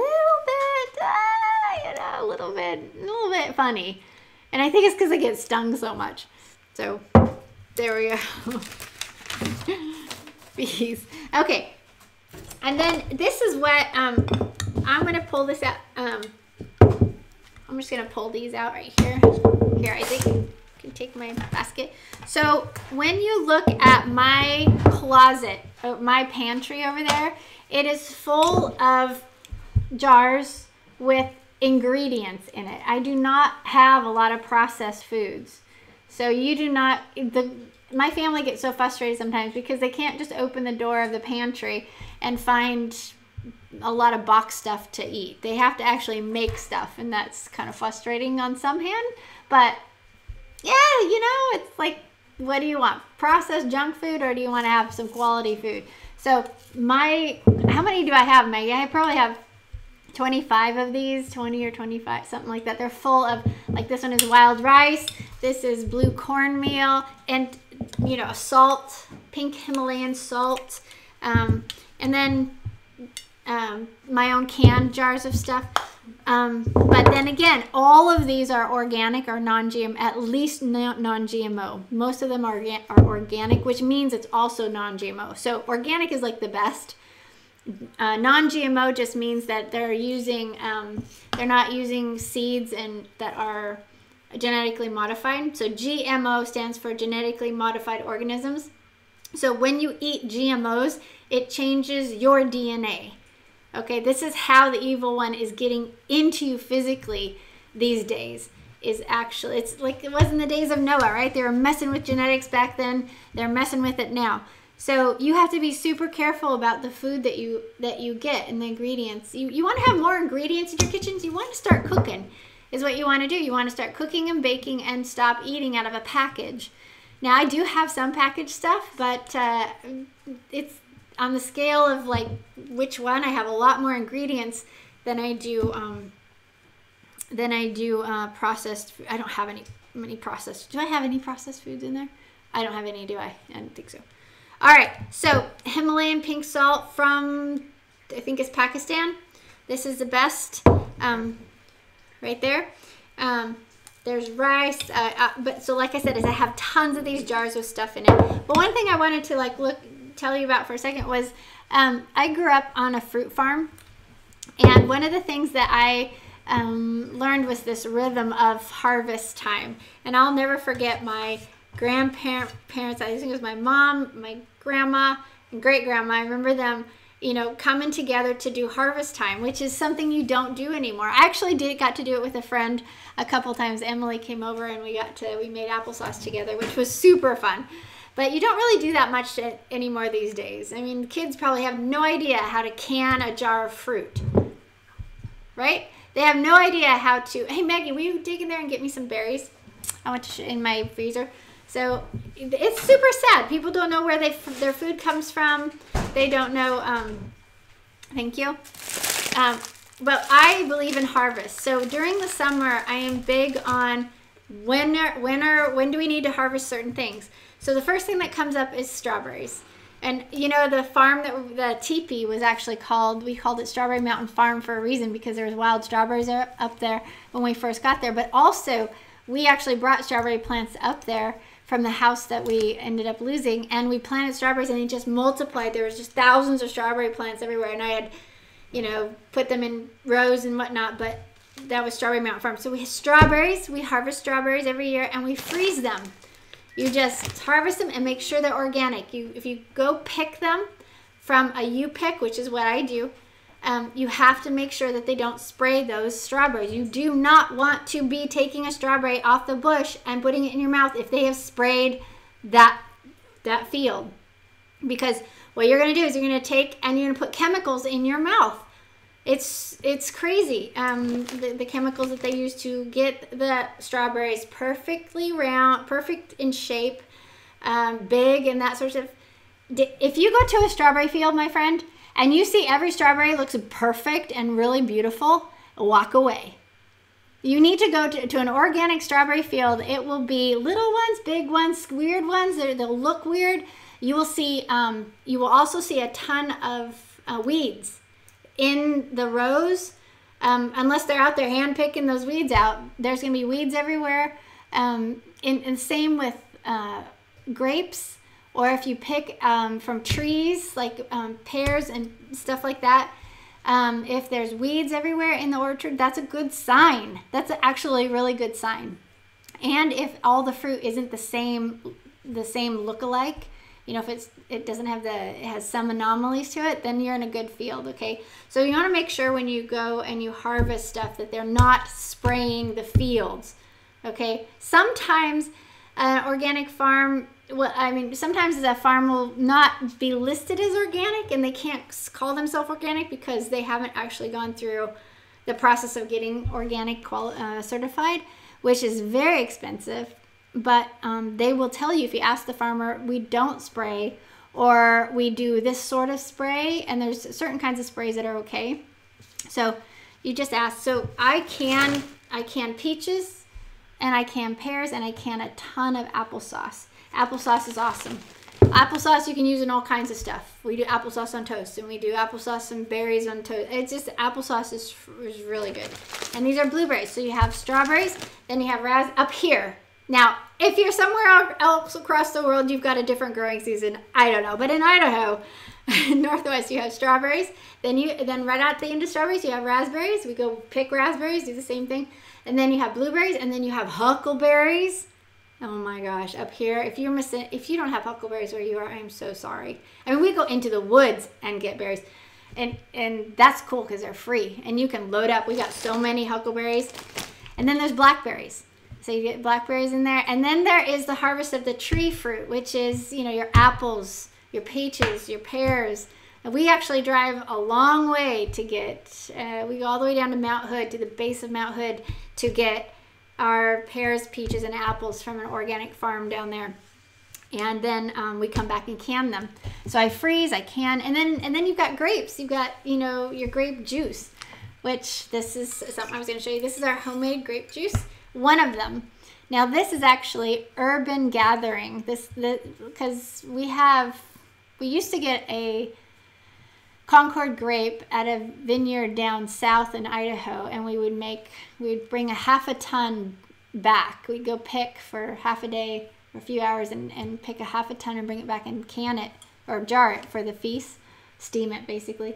But that vineyard kind of went away. We got to find another one. But now we're doing what's called urban gathering. It's Isaac's idea. Basically, there are places in town that have empty parking lots and whatnot that actually have wild grapes and wild other things. And so we go and harvest that and then come back and steam it and cork it. This has actually got a cork in it. So this bottle will last for years. So we use the juice for most of the time. We use it for just the feasts on Shabbat, or you know, whatever the feast coming up is. We use our own juice. It has no sugar in it. It's organic. It's awesome.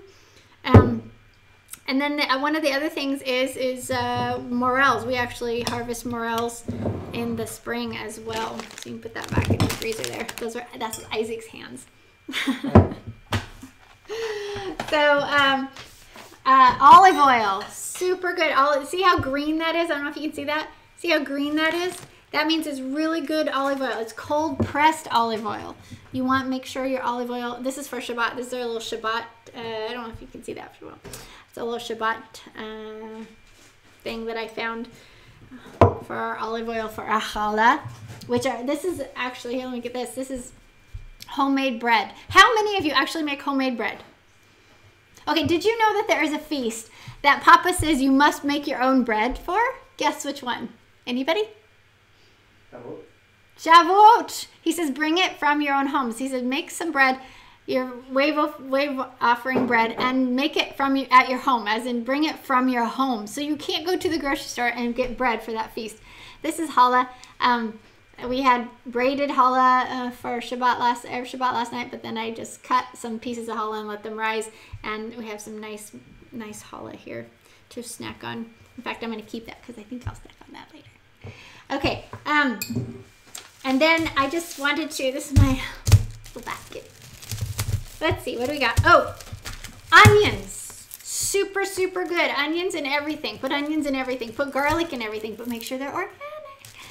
Put onions and garlic and stuff. Oh, you can't go wrong with that. And then also, like when you go to the store and you get, like this is just an example. Like I'll get some canned goods. This is coconut milk. I love making curries. Lots of curries with lots of onion and garlic and super good. This is organic and it's non-GMO. So I want to say that Costco is doing a really good job of providing a lot of organic food. So you just have to look for it. So I do not put anything in, pretty much never put anything in my cart that's not organic.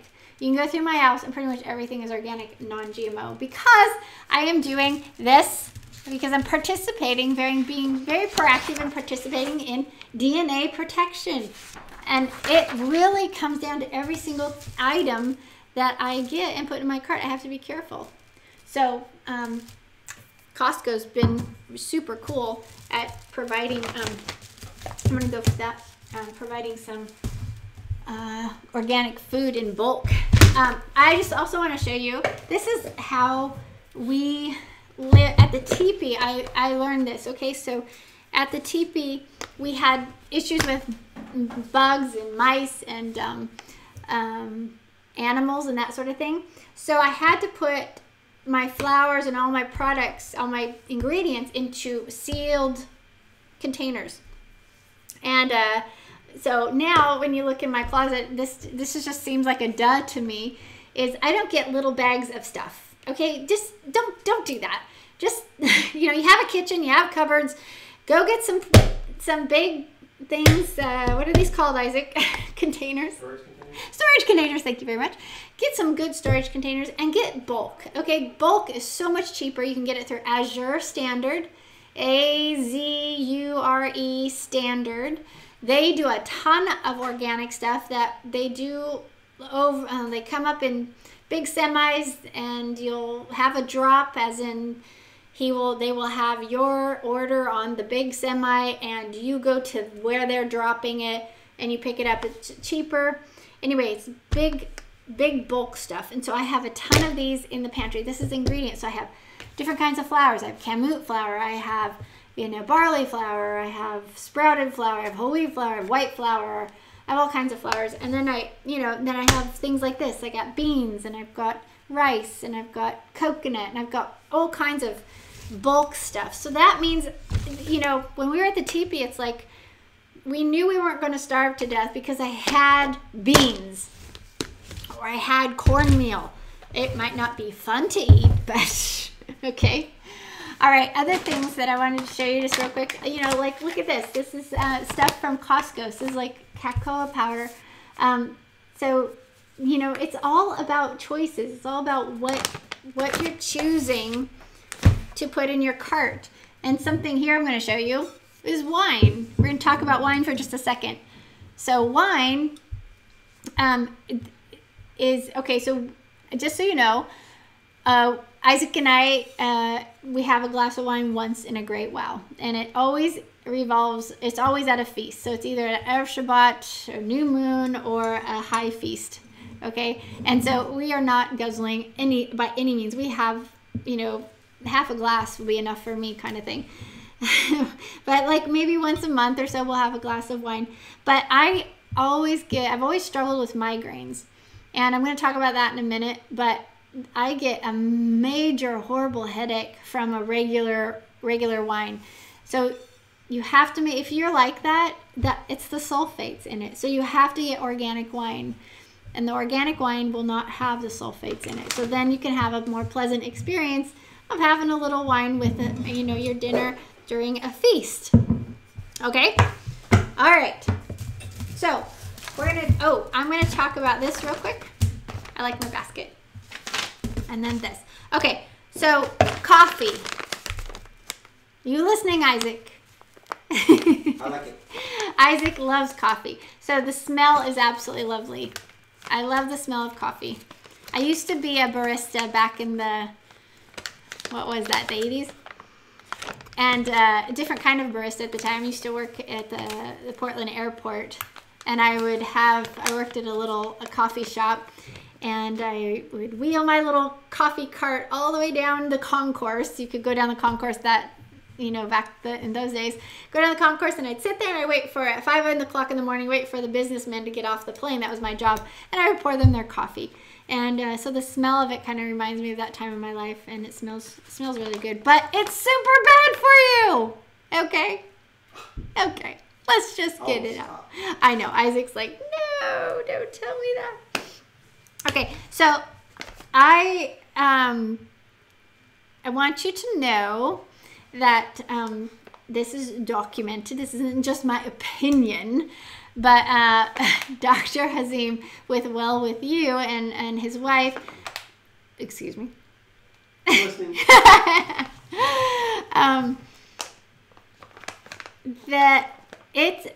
So what caffeine does is it basically the bean, not so much natural as the other, but anyway, when you drink coffee, the reason why you feel like you have more energy is not because the caffeine is doing anything good for you. It's not giving you energy, people. The caffeine is actually poison. And as soon as you put the poison into your body's going, let's get rid of it. And so your body goes into a panic state trying to get rid of the caffeine that you just poured, the poison that you just poured into your body. So that's where the rush comes in. And so as soon as it feels like it's cleaned it up a little bit, then you get that serious drop. Okay, so that being said, coffee is not good for you. I've had experience with coffee. I used to drink it black and whatnot when I was in college. So I was doing art class and I had all this stuff to do and I was up till 3 o'clock in the morning and I used to have a coffee and a Dr. Pepper and a Mountain Dew and trying to stay up all night, right? And just totally not good. Well, one time I basically almost OD'd on caffeine and I was almost taken to the hospital. And I know of people that have had this happen. So if you want caffeine, if you need caffeine, I have a solution for you on some level. But you get sleep, for heaven's sakes. Sleep will do it. Taking care of your body in other ways will help you stay away from the caffeine. If you have to have some caffeine, decaf is the way to go. But be careful when you choose decaf. You have to have it, the water extraction. You cannot, don't just get any old decaf, okay? So if you go to the cafe and they have the orange pot and the black pot and you ask for the orange pot is probably worse than the black pot, okay? You don't want regular decaf coffee unless it's organic decaf coffee because the processing by which they get rid of the caffeine per se, which they can't get rid of at all, but it's healthier. I think it's called water extraction process. So anyway, so if you do decaf, be careful and make sure that it's done the healthy way, the organic way. All right, so it's got to be that.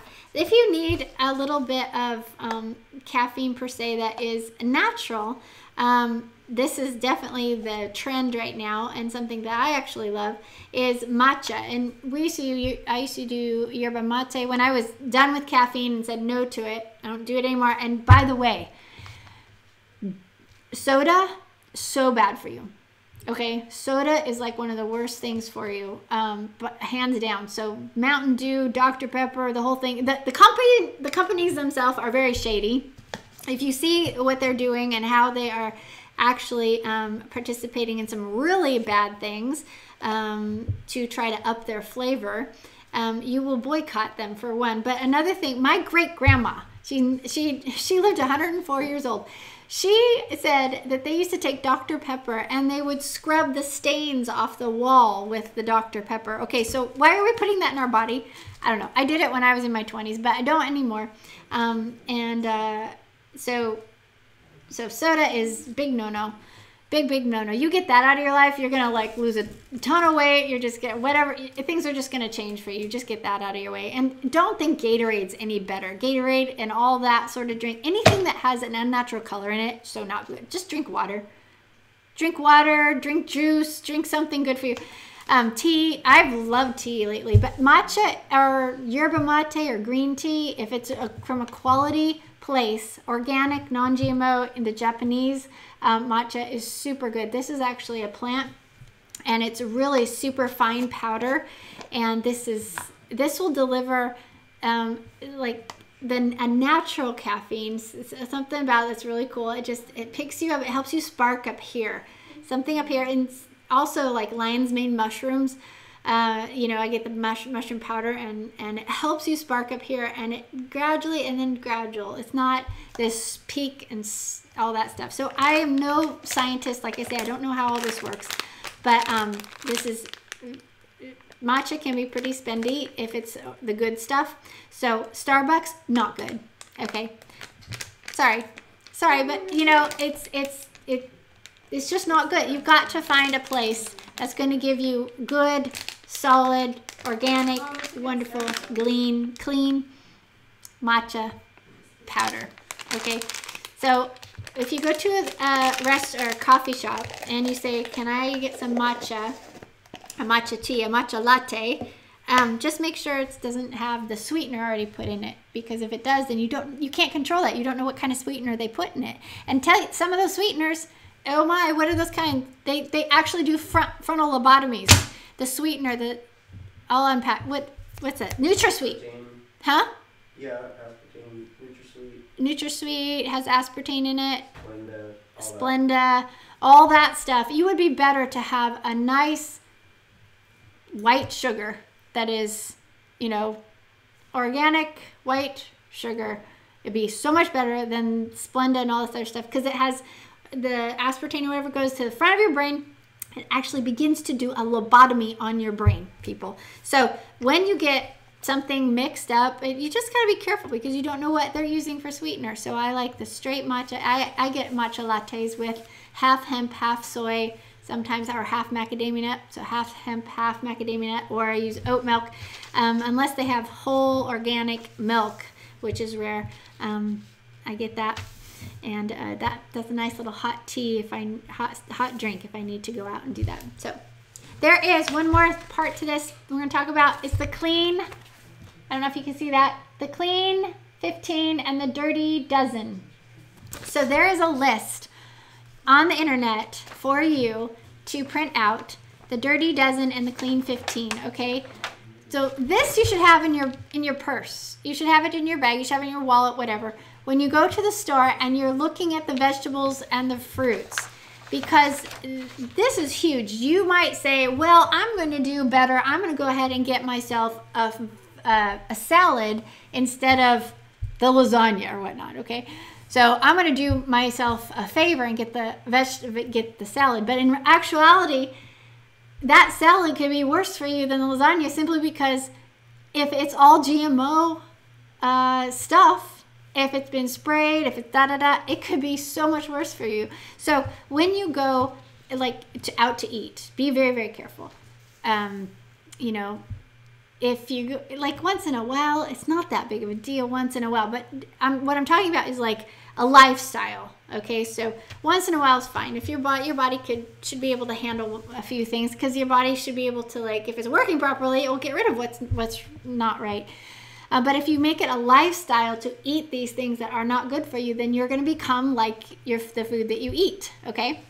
So the dirty dozen and the clean 15. The dirty dozen includes the dirty dozen as in top of the list to stay away from.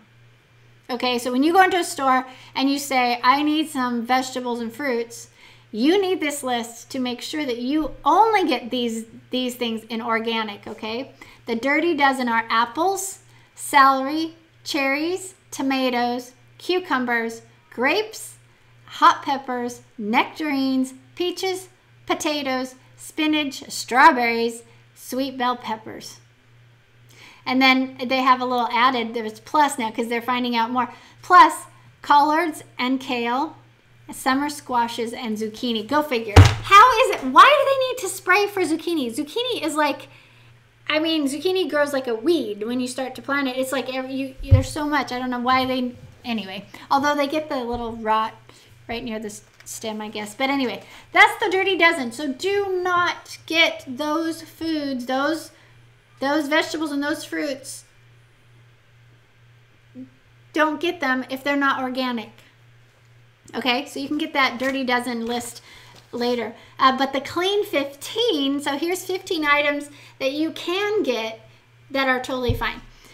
Asparagus. So obviously you don't, I used to be an asparagus packer, by the way.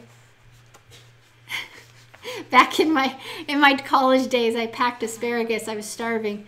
I packed asparagus for an asparagus farmer. That was super fun. And I got to eat asparagus every morning. Okay, asparagus. Avocado. So in Costco, when you go in Costco, you can get the avocado. That's cheaper. You don't have to get the organic avocado. Cabbage. Cantaloupe. Corn. Now, corn is a big one. Corn, I think, should be on the dirty dozen. Corn is interesting. If you get sweet corn is okay. But there are so many other corns that's not okay, so I would actually put corn on the other list. And I've done my research, people. All right, eggplant, grapefruit, kiwi, mangoes, mushrooms, onions. Now, mangoes, actually, I have seen mangoes on the dirty dozen.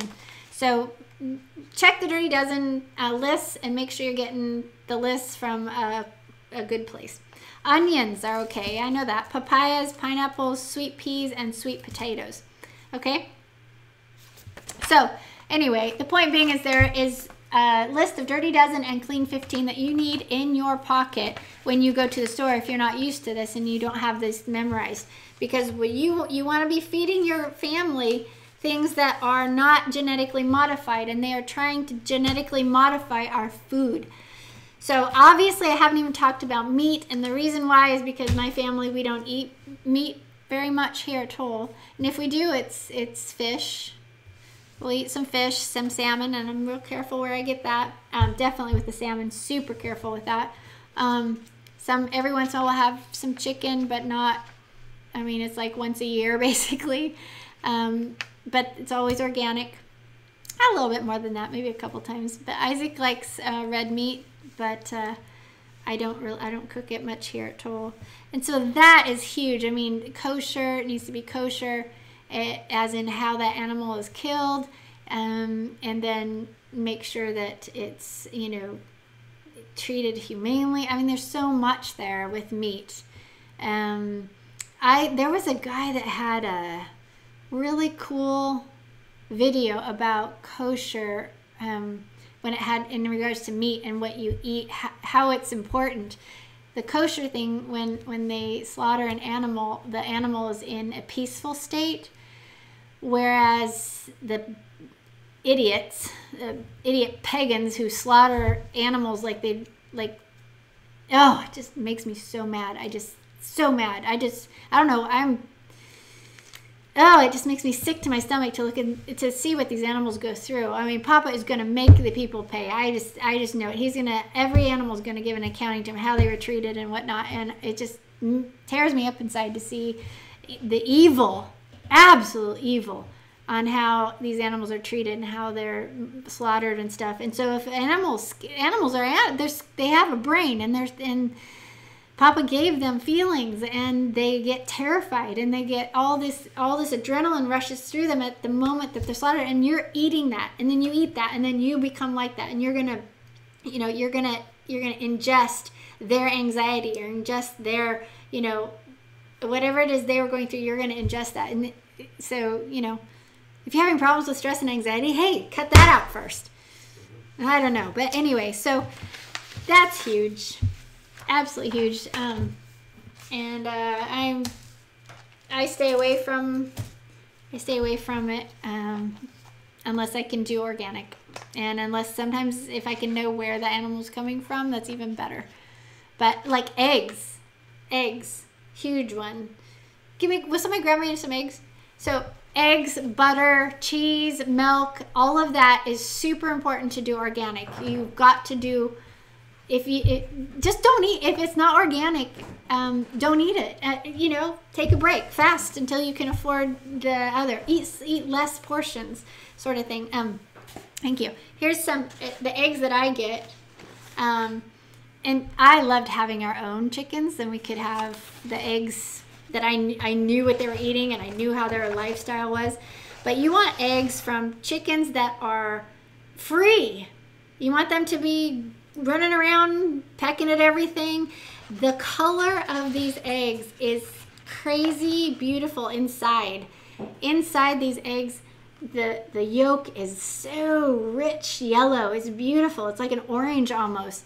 And you use these eggs compared to just a regular eggs at the store. They're pale yellow. There's no nutrients in them. This is the whole point of this segment, is like when I was talking about nutritious food. You want to take every opportunity that you can when you're feeding yourself or your family to feed them food that has nutrition, has nutritional value, okay? You don't want to just feed them food just to make them be quiet and stop being hungry. You're not trying to just fill the gut with anything. You're trying to feed the body so that it works properly, okay? Because Papa made your body to heal itself. In fact, your body you get a new body every 12 months.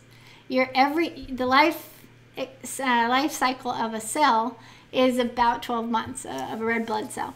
12 weeks, excuse me, not 12 months. 12 weeks, sorry.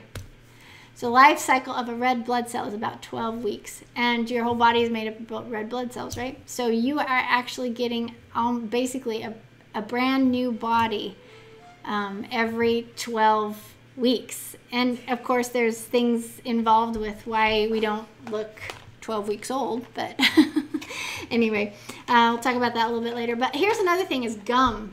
When you chew gum, make a wise choice. Go to a health food store and get actual, tree sap, basically. If you want, chewing on tar would probably be better than chewing the gum that they have out there. I'm serious. I think I'm going to have some. It looks really weird. Check this out. I don't know if you can see it, but I don't know if you can see that. See that? There you go. It looks weird, but it tastes good, and it's natural, so it's not going to harm you. It's not going to hurt you. All right, Carrie, maybe you can put these back for me. I love, organic eggs and organic milk, and here's a tip. I got a tip for you. All right, so if you are like say at Costco. Costco's got some great organic stuff. But let's say they don't have organic cheese. Sometimes they're out.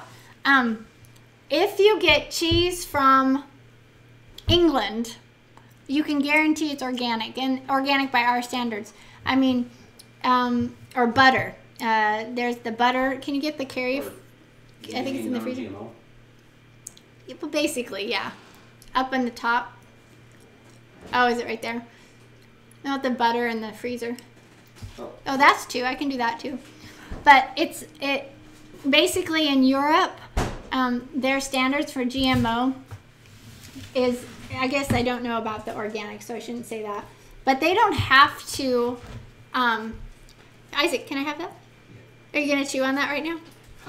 Dad, Isaac's gonna. Okay. Oh, somebody didn't cover that. This is I don't know if you can see that. There you go. This is from Europe. This is from Great Britain. And then this is from Ireland. And they have different their standards of, food is a lot better than ours. America is disgusting, actually, when it comes to food standards. Not only are we disgusting as a whole as to what we eat, but we're disgusting with how we produce food and what we offer each other to eat. So they have some very, very strict standards on GMO. In fact, they will not allow GMOs over there. They will not allow, in fact, there's a whole bunch of stuff going down right now about Monsanto. There you go, Isaac. And Roundup and all this stuff. So the things that they spray with will be different than here. And it'll be better by far. So my tip is, you know, if you have to have something and you don't have, it doesn't say, you can't find anything that says organic on it as far as the dairy thing goes, and yet there's something from, you know, across the pond, across the Atlantic Ocean over there in Europe, get that. That will be a whole lot better for you. Okay? All right. So we did that one. Okay. Now, just a few more here. Okay. Just a real quick one. Another one of my top 10s is the work-rest rhythm. Work-rest rhythm. Your body was designed to work and rest, okay? Work and rest. Now, work and rest happens every single day, and it happens every single week, and it happens throughout the year. So you have a rhythm that your body needs every single day. You need to go to bed at a certain time. You need to get up at a certain time. You need to, you know, work for amount of that day, and then you need to rest for a little bit, and then you go, and the cycle goes again. And same with the week. You know, you work for 6, and then you rest for that 7th one.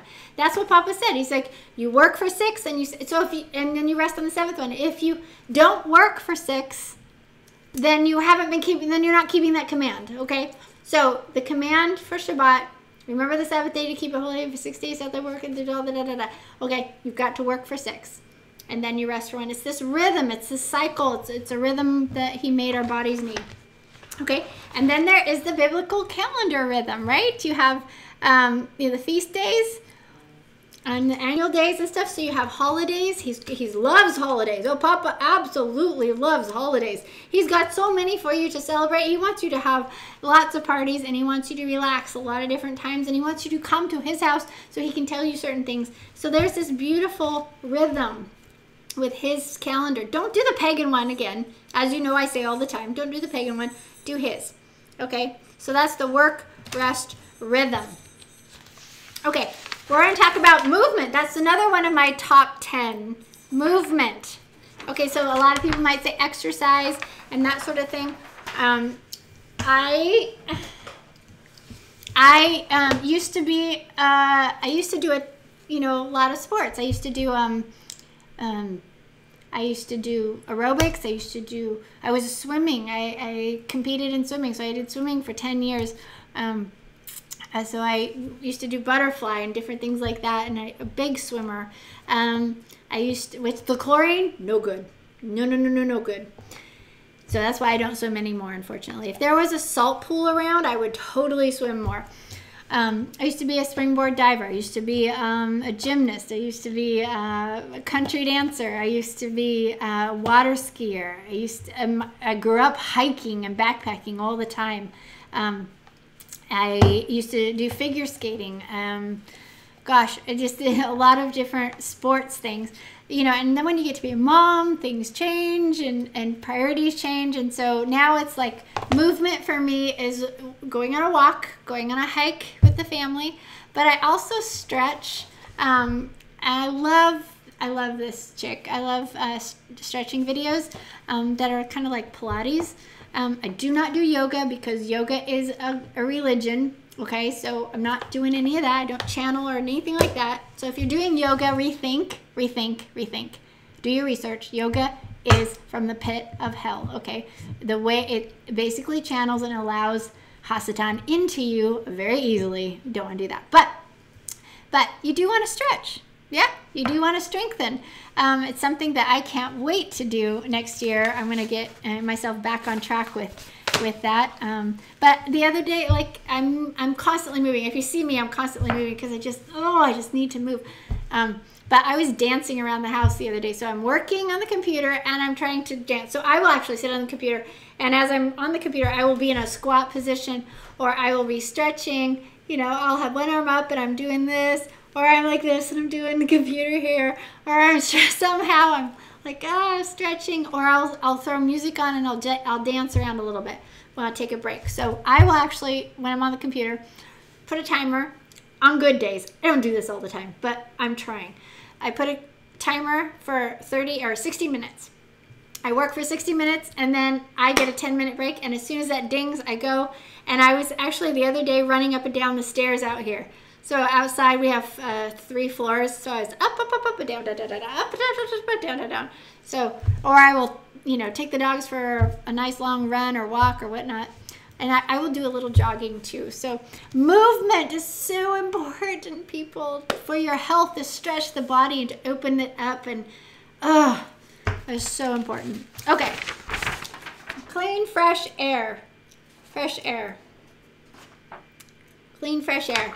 That is so important. And I have to tell you, before Isaac and I went out into the woods, and we were in the little house downtown, our family was sick. I wouldn't say a lot, but we definitely got sick. More than, when we went out to the woods in the teepee and we were living outside, we never got sick.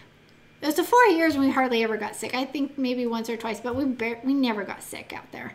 And I really believe that we live inside of such closed environments and we're so scared to open the window and let the cool, fresh air in. We sleep in, recycled air. We're like, the drywall, the paint, just everything is so unnatural and our bodies are like breathing it all in.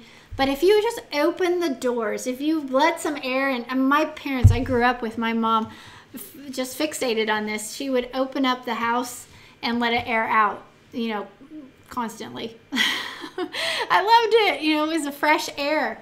So get out in the fresh air, open the windows up, open the doors up, and allow the air to recycle through your house.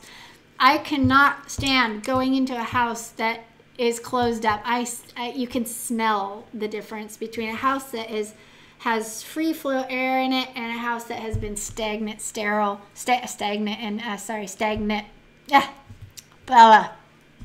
where they haven't opened up the windows and stuff in like months. It's really disgusting. So if you're one of those, open your house up. Go open it up right now and stick your head out and breathe some good air and bring some good air into your house, okay? All right. DNA protection. Where did that go? Just I don't think right here. Okay. So I'm going to go back to this just real quick. DNA protection. I don't even know what time it is. Oh, it's time to go. I can finish this next time. Should I? Yeah? Okay. All right, people. I'm going to finish this next time. Next time we are going to talk about... We're going to go through this basket next time. And then we're going to go through this basket. This has products, makeup and cosmetics and stuff like that. And then we're going to go through this basket next time. And this is all about, about natural remedies, okay? So we will do that next time because I guess it is 6:30. Oh my goodness, it's 6:39. Okay, so I will play this last little bit for you. And we will do the rest of my top 10 next week. Okay. Yeah. Let me see.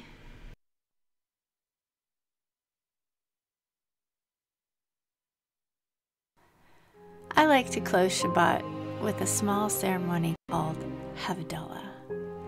Havdalah is division, dividing the holy day from the work days. It's important to somehow guard the edges of Shabbat. Can we blow it out now? All right, there you go. And then we say goodbye, Shabbat. Bye, Shabbat. See you next week. There are so many ways that you can enter and exit Shabbat. If you do it like our brother Judah does it, you'll need a Kiddush cup for talking about overflowing joy, a Havdalah candle to talk about when the two become one, spices for talking about how to be a fragrant aroma to the King. Whatever you do, separate Shabbat out. Teach your children how to do this, and do it beautifully.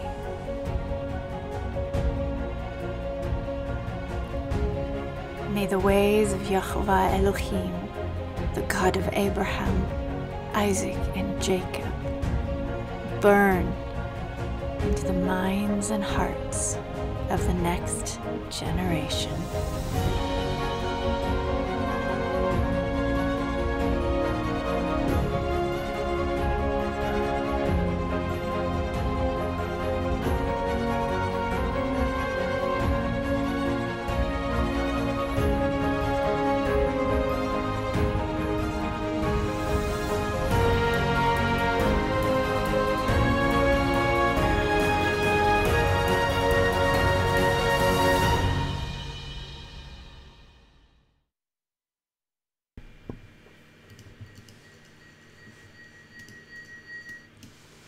All right, everyone, you have a wonderful week, and I will see you next Shabbat when we will finish this, or actually we'll continue to talk.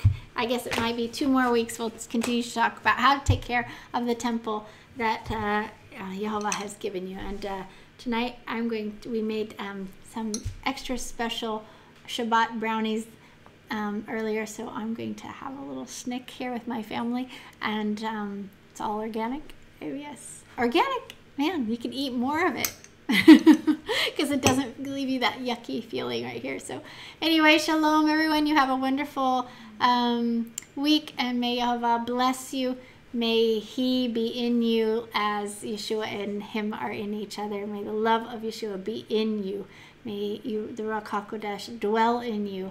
And may the power of the living Elohim live in you, so that you can tell Hasatan and his demons to go away, and they will jump like that, because you know how to wield the power of Yahweh Elohim through the work of his son Yeshua HaMashiach. It's amazing. All right, shalom. I think I got one more thing for you. Yep. Your generous and faithful support is much needed in order for our ministry to thrive. If you have benefited from our work, then please become a patron today. Visit www.patreon.com/Rebekah Garvin to give your support. Thank you.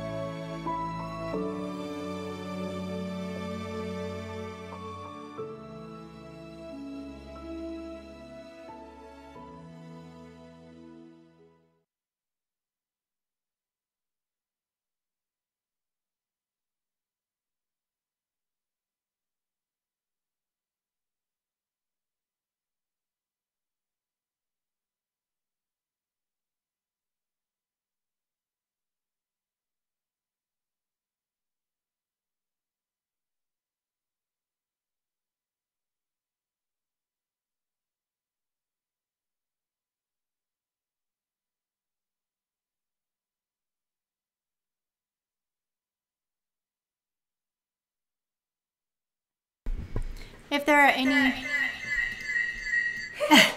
any ladies listening, I'm going to go over into the Facebook group for any of the Ladies of Teshuvah. I'm going to go over there for a few minutes. So see you over there if you want.